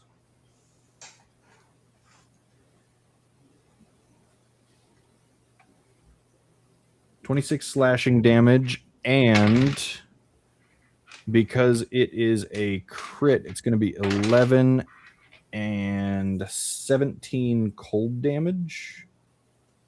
And that's my reaction, so no opportunity attack for me. Gotcha. And the water elemental freezes around you, Ash. Cool. And is now just an icy statue standing there that you are trapped inside of. What's your constitution modifier? My constitution modifier is much better than my strength modifier. It's a +2. Okay. You can hold your breath in there for 3 minutes, but you will need to be breaking out of it. Cool. All right. Thanks. Yeah. Scud is going to continue to swing. Somebody roll me 2 d20s. I gotcha. Did the Marid do his dexterity saving throw? Thank you. It is going to be a 12. All right, then he's going to take... It's going to be 15 fire damage. All right. What did Scud roll for his attacks? I got a 4 and a 14. Yep. Both of those are going to land. It's going to be 9, 27 as he continues to assault his own water elemental. Ash. All right. So the question I would have, I would like to cast Misty Step to transport. I was going to originally cast Misty Step to transport myself out of the water elemental. Okay. Can I still do that? Yeah, you sure can. I'm going to do that and transport myself over here to this area where there's nobody around me. To the left or to the right of the screen? I'm pointing on the screen like you can see what I'm doing. It's going to be in between me and where Brick is. Okay. The full 30 feet? Yeah. In an area where I won't knock somebody prone.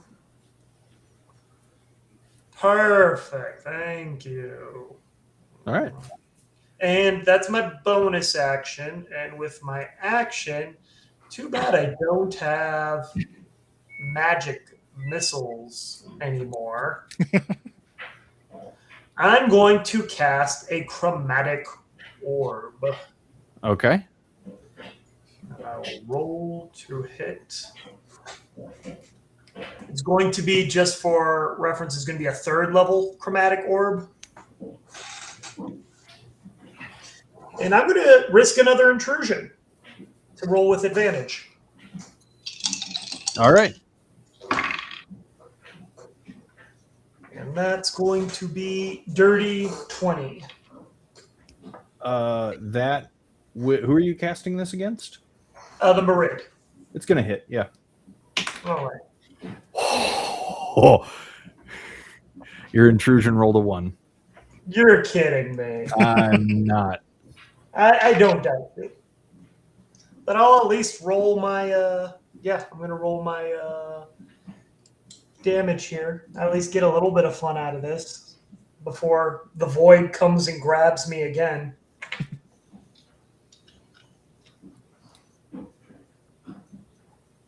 Where's this? That's going to be 24 flame damage. As I lob a chromatic orb at him. 24.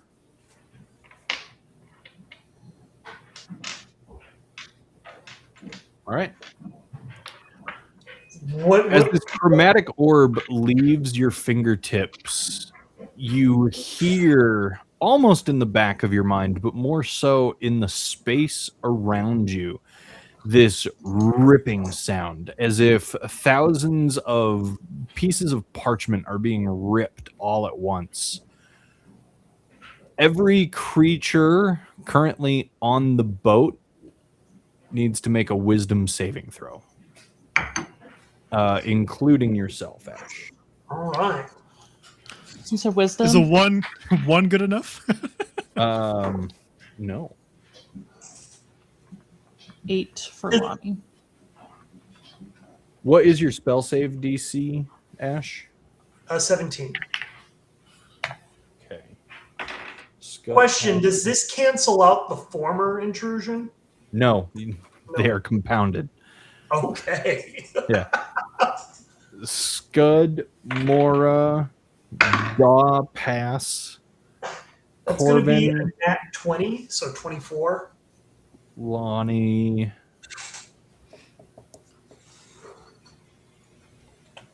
I had a 14. I failed. Yeah. Corvin, Lonnie, Brick, you guys fail. You are... I failed with a 24. No, I didn't say your name. Oh, sorry. I thought you said... sorry. You said Corbin. Yeah, Corbin, Lonnie. Everybody Corbin, but you. Lonnie, Brick. Okay, So all players except for you, but all other characters are doing just fine. You guys are frightened. Oh. What are we frightened of? Yeah. You are frightened of Ash. Of Ash. Okay, Twist. good. That's cool. Yep. Is he visible to me where I'm standing? I don't know if that's elevation higher. Yeah, can you point out which one Ash is real quick? Ash is this Right in front of right us. here. Right in the middle Yeah. of the boat. Got it. So, where Lonnie and Brick, where you guys are, you would be able to see the top portion of his body because there's not a whole lot of elevation difference in these different decks. It's a fairly small boat, so it's not like the difference of 8 feet or anything. Corvin, upon hearing that ripping sound, turning your head, you would see him, and it would cause you to be frightened. Okay. All right. Anything else you want to do there, Ash? No, I think I've done enough. Okay. Blackdale. I am going to run in front of Lonnie, diving off the boat.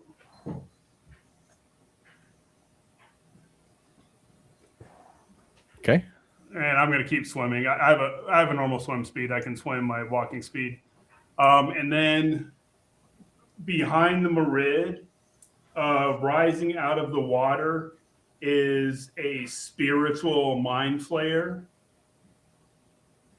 As I cast summon aberration. Oh my gosh. I'm all of a sudden wishing that I had ordered that Mind Flayer mini last week instead of talking myself out of it.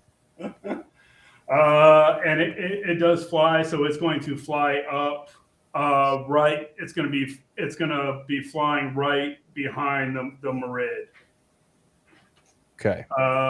That will be the end of my turn, and then on the Merid's turn, or on the Aberration's turn, let me check something real quick. At the start of the Spirit's turn, the Spirit emits psionic energy if it doesn't have the. So I need a Wisdom saving throw from the Merid. Okay. DC is 16. Ooh, just meets. Natural Okay. 13 plus 3. Okay, and then for me, it's 2 attacks. It's going to do 2 psychic slam attacks. Hey, and I'm going to have to go deal with some angry cats here in a second. I get that. These are both straight rolls. I'm assuming a 12 does not hit, but does a 17 hit? A 17 just hits. Okay, so that's going to be 1 plus 3 plus 5, 8, 9 psychic damage. All right. Yeah. Cool. Yeah, they're mad. You did something. They're little gay lovers, and they have little lover spats. But they really do love each other. Speaking of checking on little angry things, I'm just going to take one hot moment and go check on my house gnome and make sure that he's doing okay and that he has all the pretzels his little heart needs. I'll be right back. Intermission. Hey, what are you guys doing? Sorry for the interplanetary chaos I've been causing by ripping tears into reality. Corvin just like scared. He doesn't even know. It's like just something is cracking behind me. They're tearing the boat apart. The things that I'll do to roll advantage. Give everyone else disadvantage. Yeah. I made him roll disadvantage at least.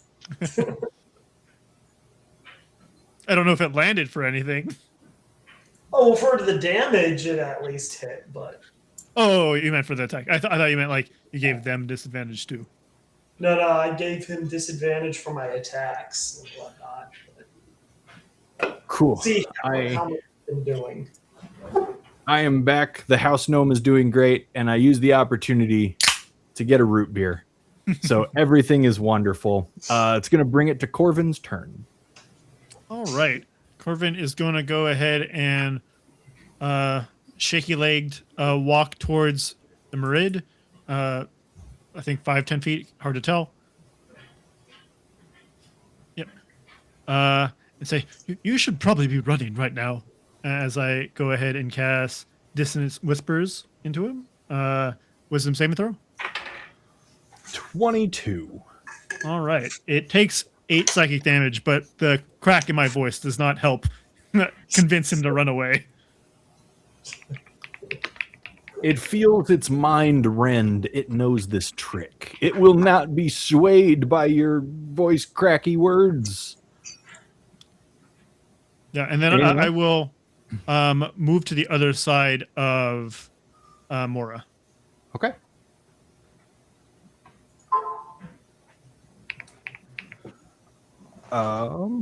Lonnie. The thing, I'm not gonna remember its name. Not the elementals. The Merid. Yep. So is it basically being held up by water? Yes. If I use my part water, could I use it on the water underneath it?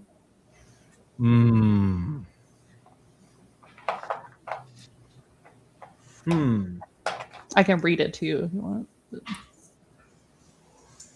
I mean, it's currently...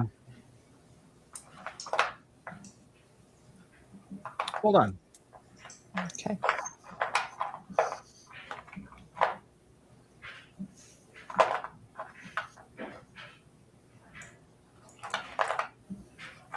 You know what? Go ahead.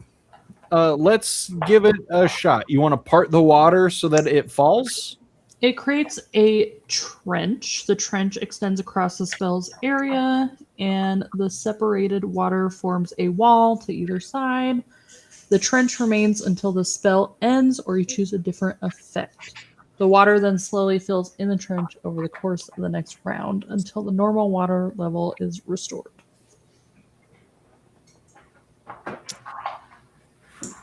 What is the area of effect of the trench? How wide is that trench supposed to be? It does not specify. Okay. For that one, I'm just gonna say, I don't know. Give it a shot. How big are each of the squares? 5 feet. 20 feet. Boom. 20 feet wide? Yeah. Or 20 feet long?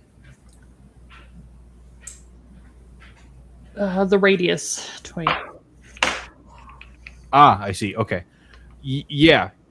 Go ahead and give it a shot. It's going to be a contested spell roll because the water is currently under his control. So go ahead and using your spell casting modifier, make a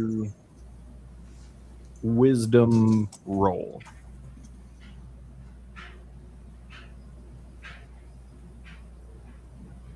Okay, hold on.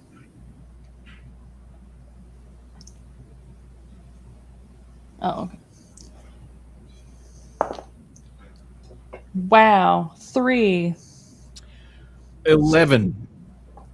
So as you you tried to open up a trench within the water to make this Merid lose its footing, but whatever control it has over the water is too powerful, and there is no effect from your spell. Okay.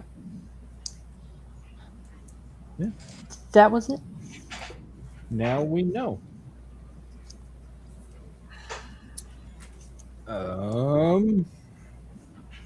This thing's going to attack Scud a couple more times. Scud is going to continue to take some hits. It's 13, 24, 32. Scud takes another 32 damage. And yet he is not raging. Stupid Scud. Why isn't he doing that? He doesn't feel the need to do so. That's what happens when I start running actual characters. Someone give me 2 rolls for Mora.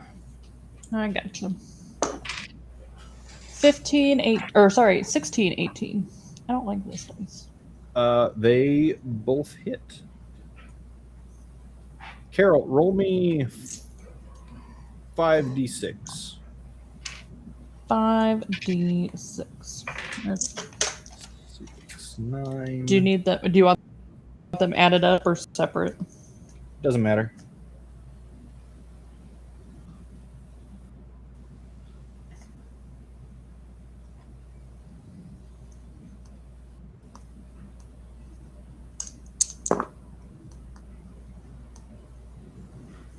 Ready? Yep. Do you want a total or separate? Just hit me with the total. What is it? 15. 15.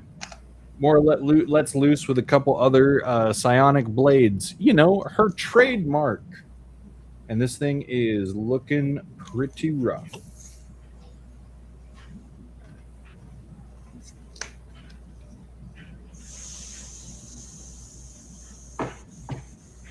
Daw is going to wave the magic wand again, and nothing is going to happen.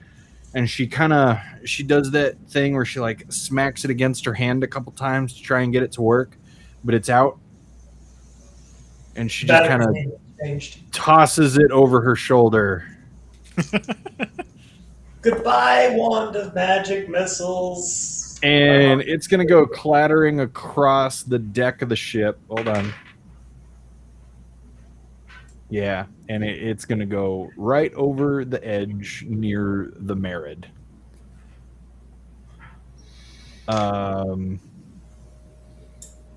That's okay. I didn't like it anyways. No, I mean, hey, the boat's not traveling that fast. You might be able to recover it. The Merid.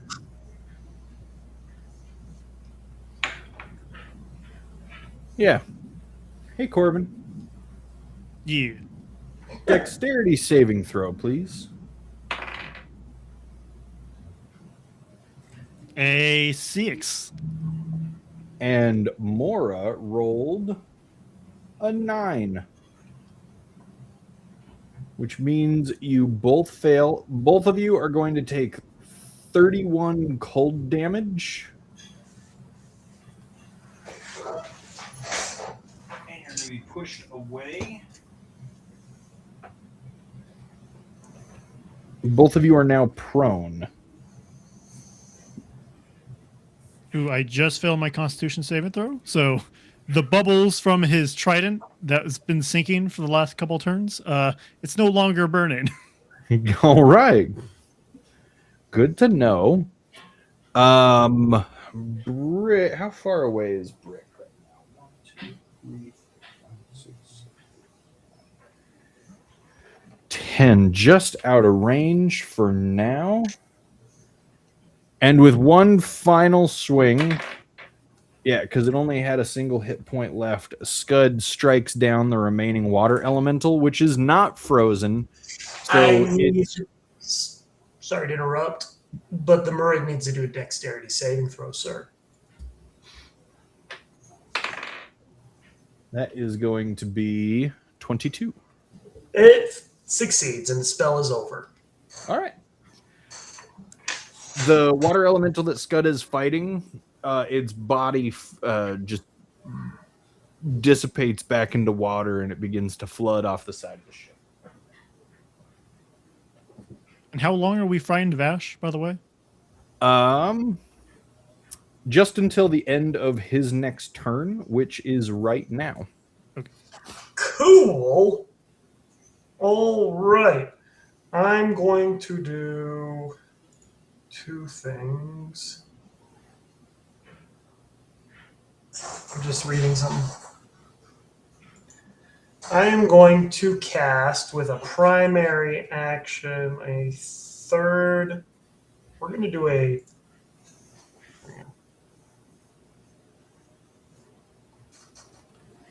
Sorry, just checking something real quick.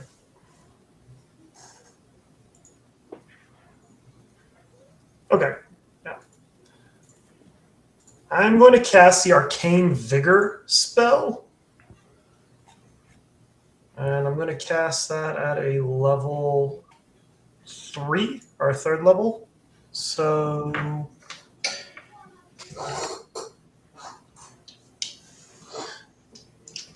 that's going to be 6 hit dice that I'm replacing, or 3d6s.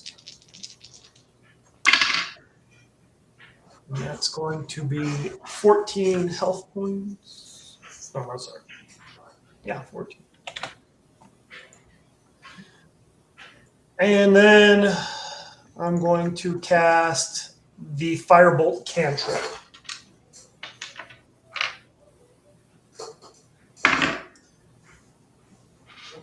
And does the 27 hit? 27 will hit. All right.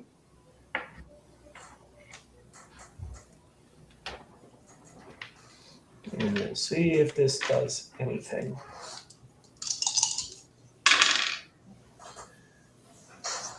And that would be 16 fire damage. All right. Anything else? No, sir. That will end my turn. Everyone who was previously frightened, your senses snap back to you, and you realize what a silly thing to be frightened of is a withery old dead wizard guy. You shouldn't be afraid of that. The frightened condition is no longer applicable to you. Blackdale, you're in the ocean. I am. And I am going to. At this point, I should be able to see the Merid, right? Yeah, you sure can. Okay, bonus action. I'm going to use free casting for Hex. Okay. And Eldritch Blast. All right. And that, yeah, I'm going to, let's see. And the ability is going to be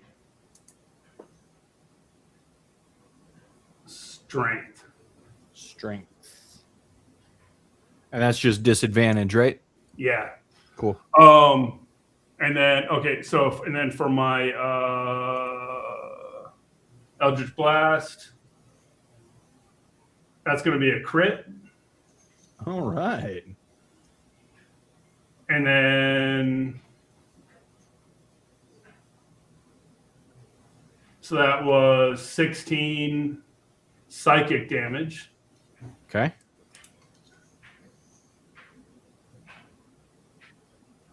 Second attack, 16 miss. Does the 16 hit? A 16 barely misses. Okay. So that's it for Eldritch Blast. Bonus action. I'll move just behind the boat.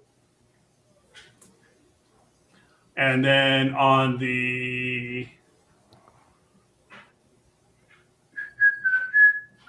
Aberration's turn, it needs to make a Wisdom saving throw, DC 16. 8. So it's going to take 2d6, which is going to be 5 psychic damage. And then 2...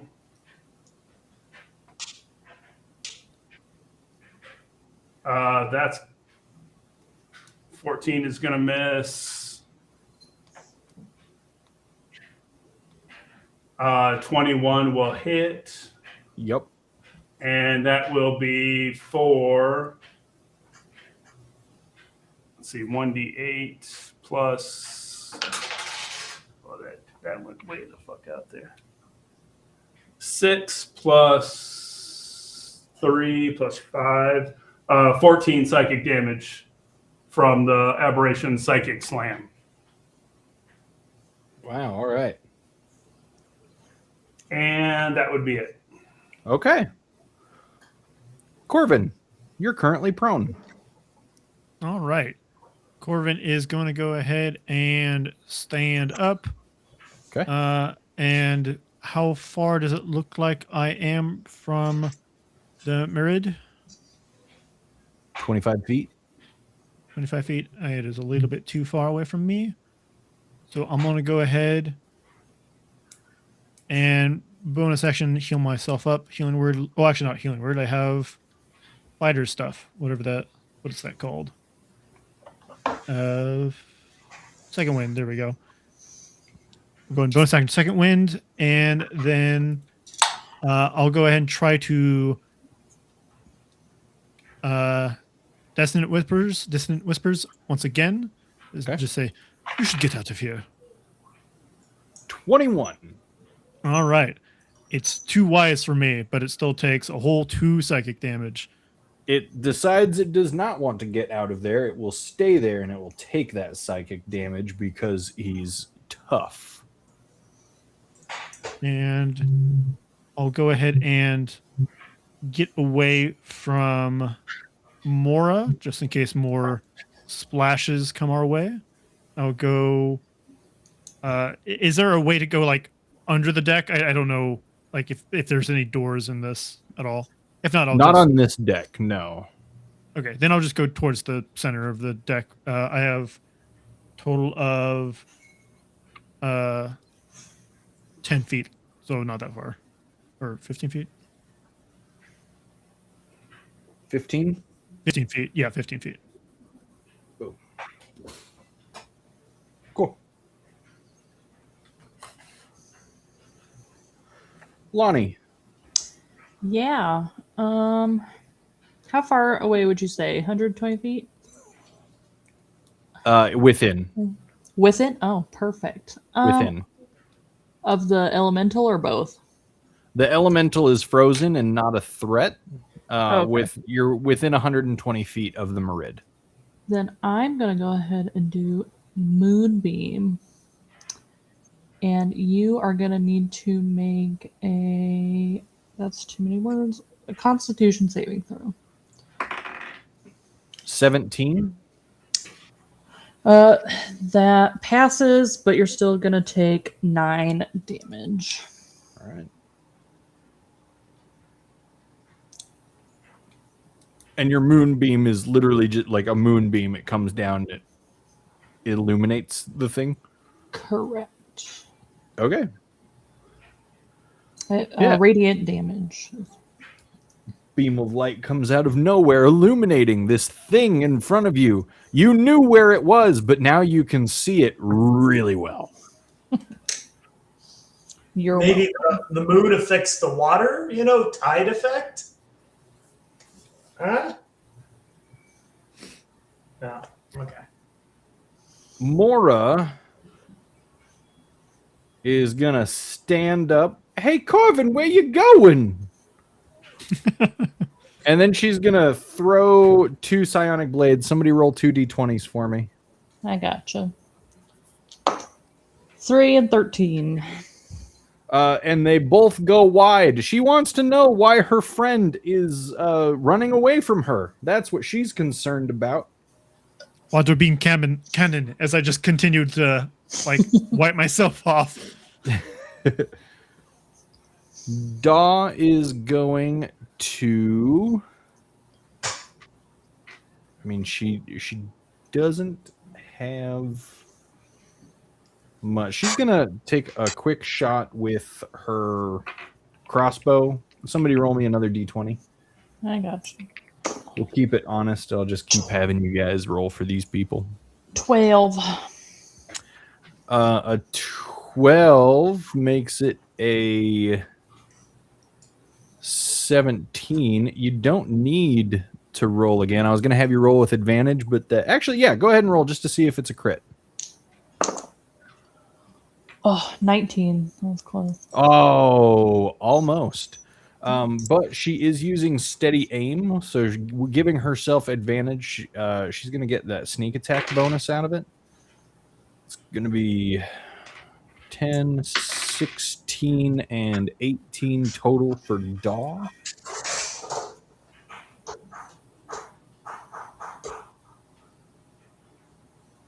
All right. And the Merid is going to... First, it's going to lash out at the aberration that is behind it. That is a 28 to hit. Misses. Just kidding. I mean, like, part of me wouldn't be surprised. Just kind of... No, it hits. It hits. All right. 16, 22 slashing damage. Okay. And 2 cold damage. Okay. The Merid is then going to fly forward. Attack of opportunity. Yep, take it. Actually, with the spell, would it get it? Is it a creature? It is a creature. It says the creature is an ally to you. Okay. So it gets its slam attacks. That's a dirty 20. That hits. And that's going to be 5, 8, 13 psychic damage. All right. It's not looking good.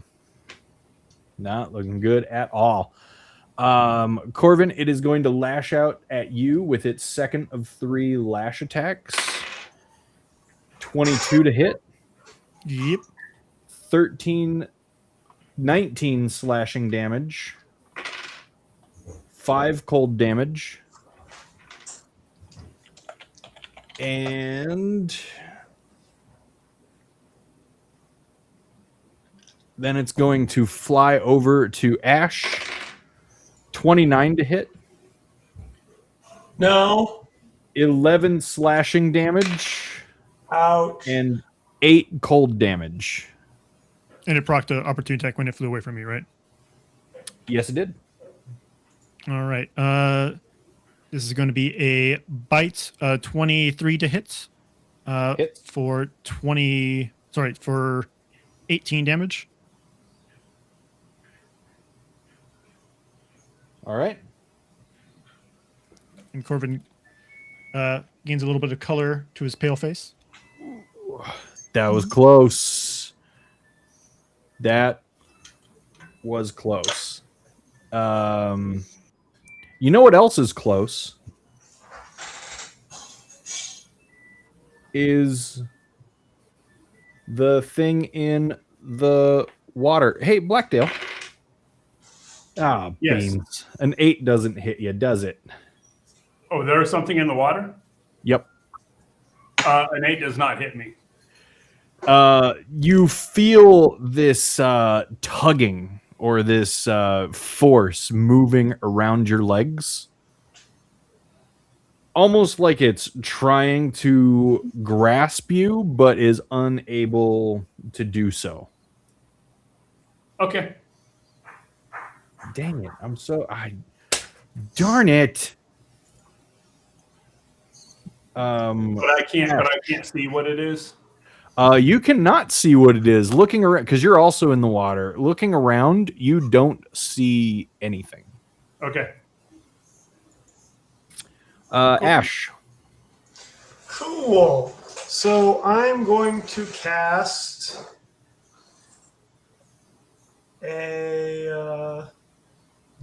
we're going to go with that. How much space would you say is around this guy? Do not fireball our boat, please. What do you mean? Like between it and anybody else? Yeah, but you know what? Corvin 25 to 30 feet. Oh, was it actually fireball? If you wanted to do it, but we are on a probably flammable vessel, I assume. Ugh. I mean, Your point is wrong. I'm reading the fireball spell, and it says flammable objects will start burning, and boats are flammable. I will yield to The voice of reason. Corvin? Wait a second. Something's wrong here. Oh, right, I guess. All right, then instead, for the more boring option, what I'm going to do is cast Armor of Agathis on myself. Okay. As a 4th level spell, in which I give myself 20 temp.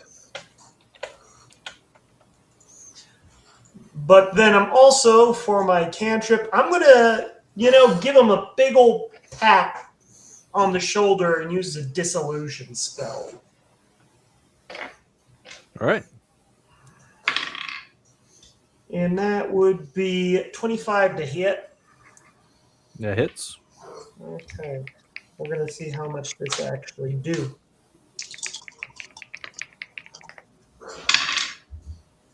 And that would be 14 force damage.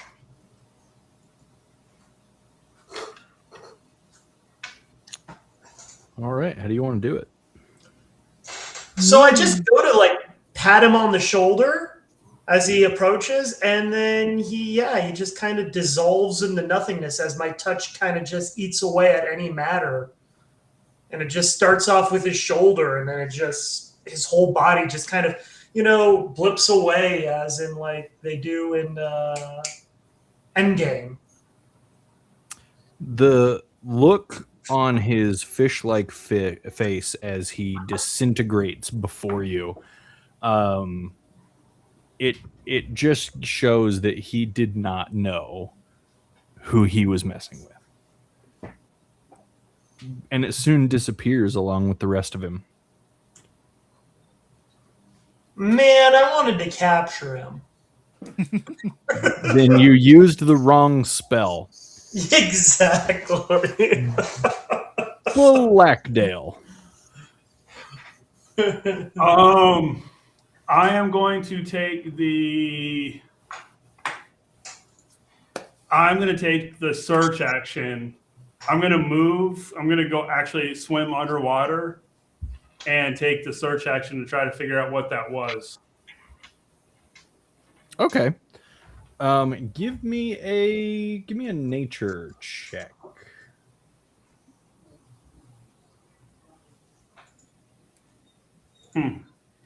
$5. Yeah, you can't see anything. You don't see anything moving right now. You don't find anything. You're not sure what that was. Damn. Still in initiative, Corvin. I would have known that the Merid was dead because of my hex. Yes, right? I think. Okay, so I know that thing is dead. The elemental is still up there, right? The elemental that is up there is dead and frozen. Oh, okay. Okay, then pass turn. Right.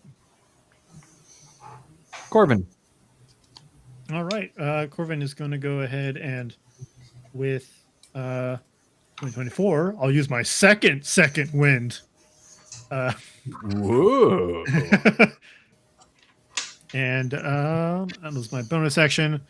And then I will just rush to make sure the crew's doing okay, make sure no one's been sent off overboard or anything like that. Just check on them. All right. You run off to check on the crew. Lonnie. Yeah, I'm going to go ahead and... What's my movement? 25. Okay, let's do that, and then I'll conjure animal. And what animal? It's the pack. That's the... Right, pack of what? I don't think it matters. Let's do wolves, because why not? Okay. Pack of wolves. Because, what else would you find out about?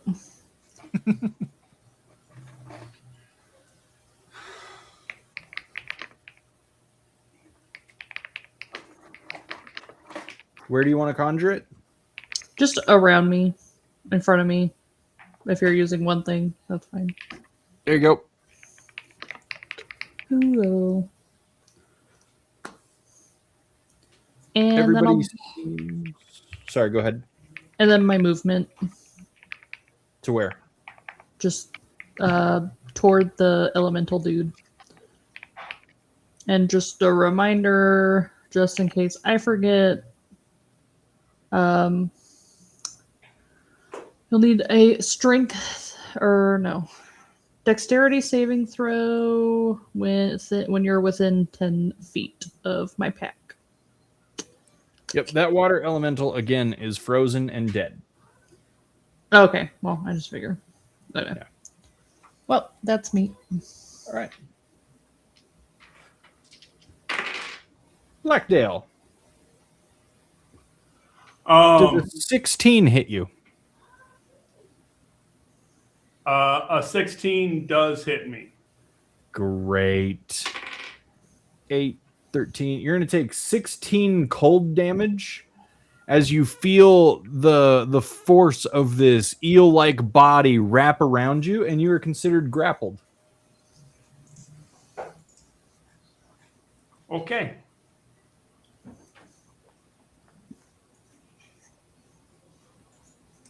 Ash, is there anything that you'd like to do now that you've killed the Marid? And there's nothing going on the deck. There's nothing going on the deck. The deck seems pretty dang chill right about now. Almost like all the problems have been solved, you think. Did I see Brick going overboard? No, you didn't. He was behind you at the time. But I did see my wand go overboard, right? You did see your wand go overboard. Cool. Then what I'm going to do is I'm going to jump overboard and cast. I'm going to cast polymorph as I turn into a giant squid. All right. And I'm going to look for my. Wand. Cool. I will say a bonus action to make a perception check to see if you notice your wand anywhere. Okay. And maybe I'll see Brick. That depends on your perception check. I pick the creature with so perception. Oh no, wait! Their perception is actually really good. Never mind. Nat 20, and that's a 26. Yeah, you see Brick. He's swimming behind the boat for some reason you're unsure of. And hey, there's your wand. It's sinking slowly down to the depths. I'm going to go grab it. All right. Yeah, about this point, it would be about 60 feet away from you. What's your swim speed? My swim speed is at 80 feet. Yeah, you could get there. Cool. I'm going to do that. Yeah. You've got your wand just wrapped in a tentacle. You're a happy octopus. I'm going to with another free arm because I got 8 of them. Or no, I'm a squid, so I have more than 8. I'm gonna wave to Brick. Like, yeah. But I don't know if that's an action. But yeah, that ends my turn. As Brick is thrashing himself as if it looks like he's waving. He's waving too! Hi, Brick! Friends. Blackdale, you are grappled and a squid is waving at you. What are you doing?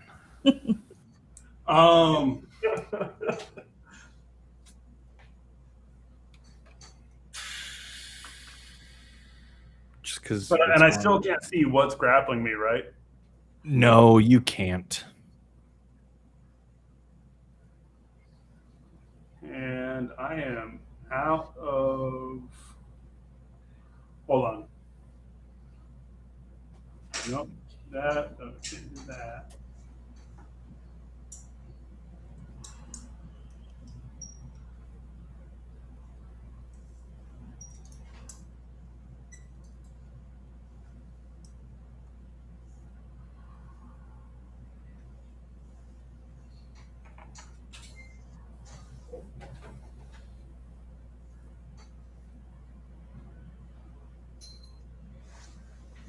He's considering.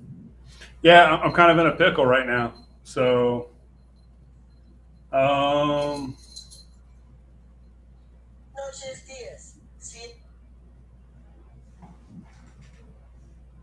I within 30 feet of that squid? 1, 2, 3, 4, 5, 6. Just outside 30 feet. Mm.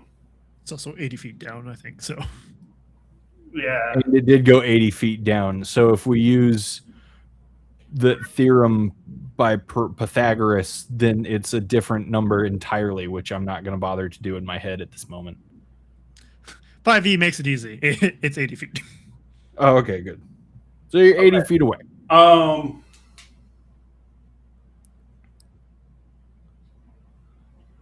So I haven't really mentioned my Sphinx at all because I've just been kind of keeping it off to the side. Would it be fair to say that it's nearby me within 30 feet? We can say so. And okay, so it's going to give me a +2 to this roll. Then I'm going to make a acrobatics to try to get out of this grapple. Okay. And I just got to see if this other thing would help me with that.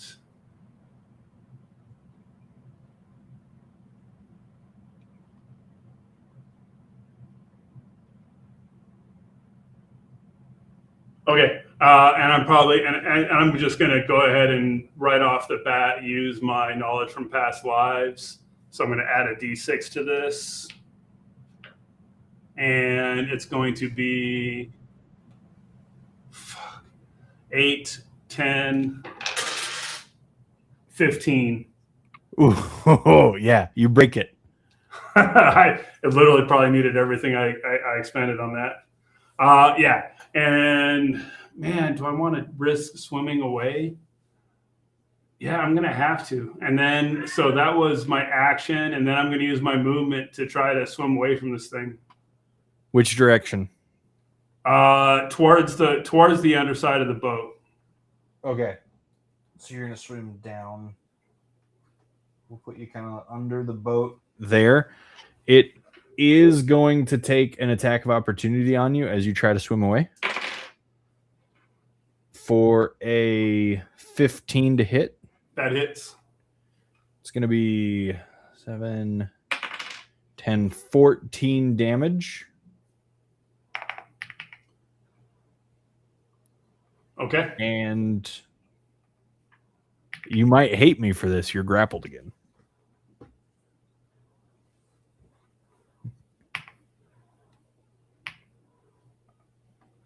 Okay.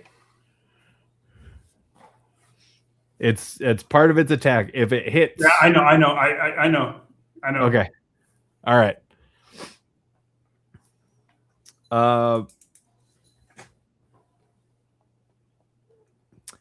You guys up top. What are you guys doing? Anything? Corvin doesn't know that we have someone overboard. Other than I probably saw a partial squid ash jump overboard. But assuming I know what he's doing, he looks doing that intentionally. I'll just continue making sure the crew's doing okay, and maybe peer overboard if while doing so, if anything looks like it's popping off. Okay. All right. It's this thing's turn once again, so it's gonna attack you, Blackdale, because that's what it does. I rolled a natural 2 and a natural 4. So does a 9 hit you? Nope. Cool. It's using all of its strength to keep you restrained, and that takes its focus away from its attack. So you can feel it trying to lash out at you, but it does not find purchase. Yep. Ash. Cool. Do I see... You see him thrashing. All right, I'm going to approach. I'm going to approach. What do I see him thrashing from?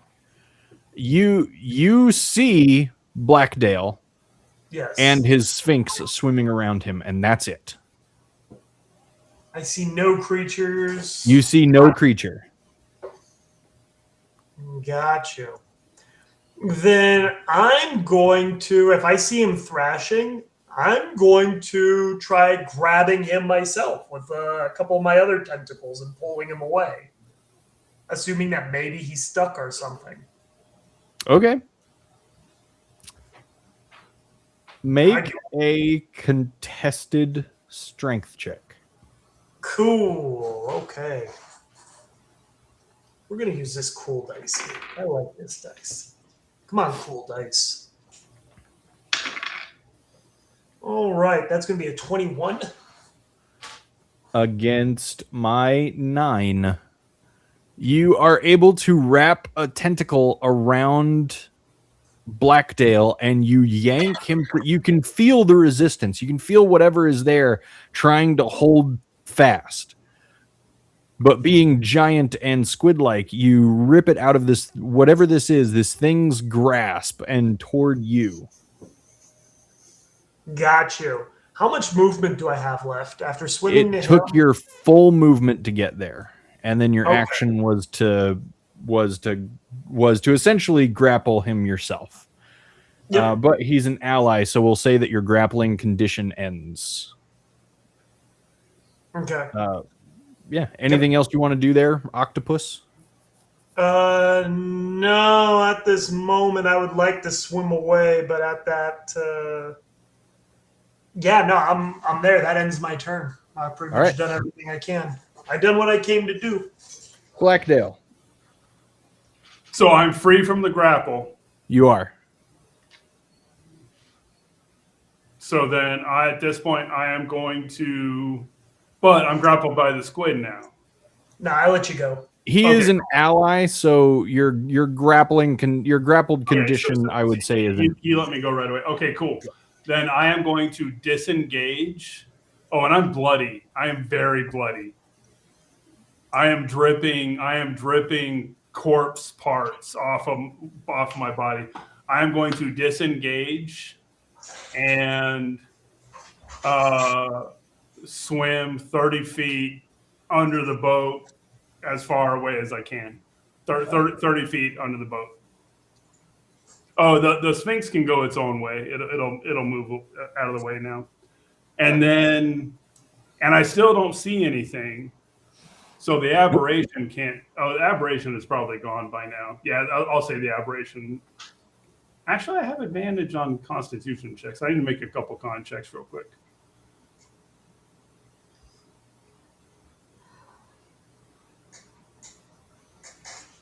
I wasn't keeping track of it. You can keep your aberration.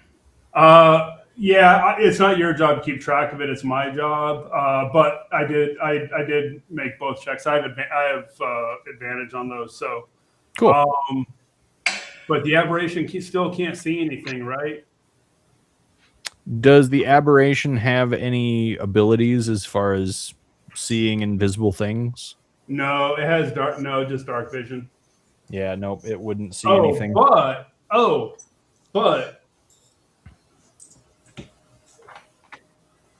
at the start of its turn, and I'll just do this on this turn. At the start of its turn, whatever that thing was needs to make a wisdom saving throw because I don't need to see it for this feature. All right. DC 16 wisdom saving throw. 15. And that bitch takes 9 psychic damage, whatever it is. All right. That's it. I'm done.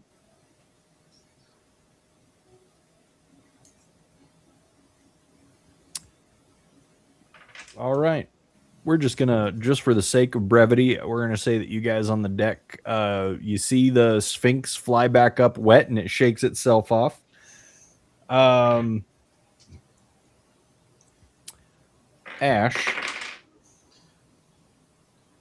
I don't think an 11 hits you, does it?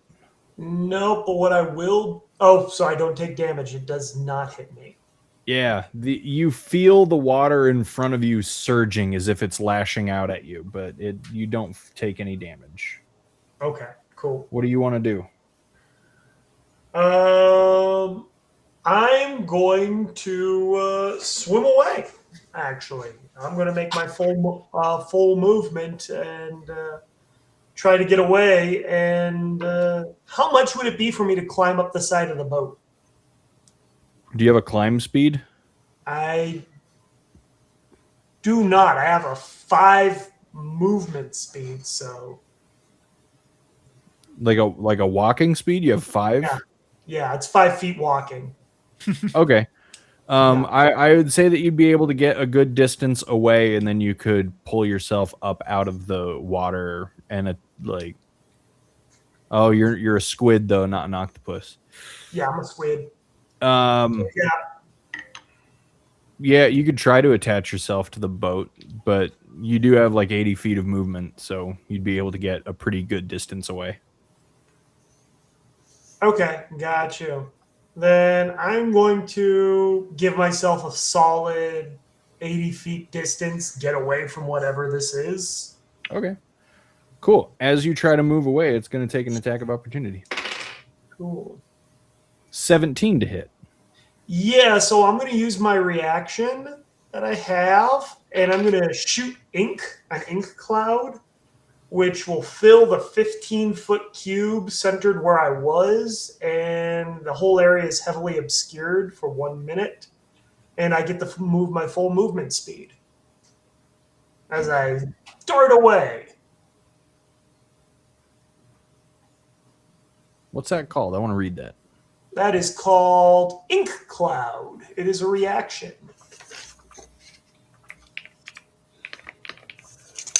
Yeah, it heavily obscures. Mm-hmm. Did you actually take damage? It doesn't say, but I assume yes.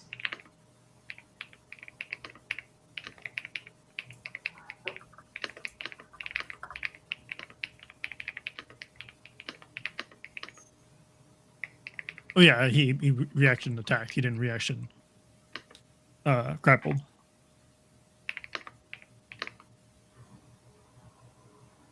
It says once I take damage while underwater, it's a response that I can do.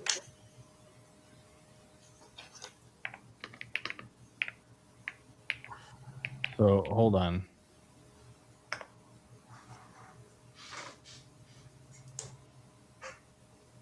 Can use the jet action as a bonus action to jet away. So the problem there is this thing hit you. Which version? I'm sorry, I don't see that on here. Which version are we looking at? Because I'm looking at the one that says Monster Manual 25, and it doesn't say anything about jetting, so I'm just making sure we're reading the same. All right, hold on. Give me a second. Book.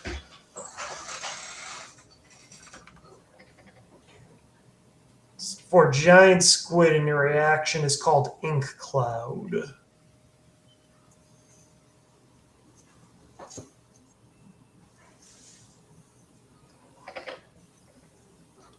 So unfortunately, when this thing hits you and you take damage, it oh no, because you're huge, so it doesn't grapple you. Okay. You take 13 damage. Ouch! That hurt. But yes, Yeah. you can move Tell away. me about it. That just sucks. I almost don't want to run away. Well, it was going to be Lonnie, and then you saved her.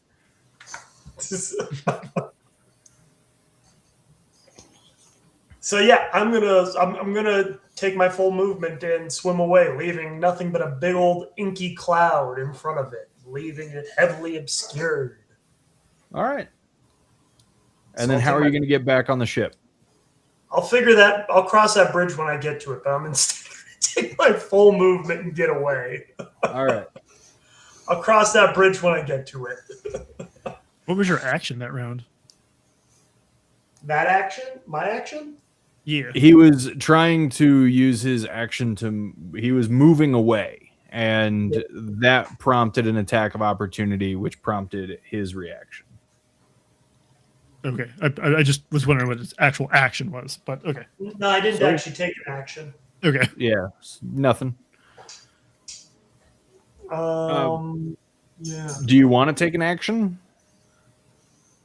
I'm not quite sure what action I could take besides like high five somebody. All right. Or like I don't think I'm quite in a good position to end my spell right yet. So I'll figure that out next turn. Okay. Blackdale, you are currently under the ship. What would you like to do? I am going to movement and dash. So 60 feet ahead. Okay. And down. And down. So I'll let you know. Right. So I can't be here next week. So Blackdale is just gonna bounce and go hide underwater for a while. Interesting. Okay. I can dig it. Yeah, I can, and I can breathe underwater. So All right. Ash, Yes. you see a familiar face peek over the railing, and after regarding you for a moment, throws you a rope. Cool. I'm assuming you're my friend Ash. If you're not, you need to identify yourself now. And then she conjures a psionic blade in one hand. Yeah, I'm going to identify myself and wave, and whenever I get the chance, I'm going to get out of my polymorph and climb up. That's good enough for me. Was that supposed to be Mora? Yes, it was. She's Brooklyn accented, right? He was supposed to be. I know she She was. started that way a year and a half ago. it sounds just like Laura. I knew exactly who it was. I only knew because of Psionic Blade. It's like, that's insulting. Where's our friend with all the personalities? Where did he go? I was looking around the crew. He either dipped again, No. like he did last night. I'm asking the squid, Corbin. Oh, I don't know. Don't you recognize him? It's clear as day. We have too many animal friends. I look at Lonnie. We can never have too many animal friends. Lonnie agrees. I'm Things going my to, wife would actually say. I'm going to transform into from cool, glorious squid form into my normal undead form. And did he not arrive yet? I saw him under the boat. Under the boat? Under the boat? Why would he have arrived if he was under the boat? That doesn't make much sense. Are you feeling okay? I was just a squid. It's a weird way to answer my question, but okay. Mora runs off to ask somebody to drop anchor, and that's where we're going to pick it up next week. Is you guys are going to see if Blackdale is okay. Hey, thanks for being here, everybody. What a grand session that was. It was one of my favorite Super Bowls ever. Halftime show was amazing. Yeah, the one where we had to take care of angry cats and making sure our house gnomes were still well. Yeah, that one. Well, I had to run out and let Laura know that Lady Gaga was actually at the halftime show. Oh, was it Lady Gaga? That's where we're going to be next week. We're going to go see Lady Gaga in Phoenix. Oh, nice. Yeah. That'll be a good show. I hear she does good shows. Yeah, this is actually we saw her in Vegas last summer.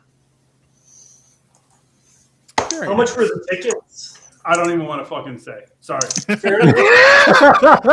And on that note, we're going to stop streaming. Join us again next week for another exciting episode of People Who Can't Swim, Swimming Better in Their Imagination. Bye.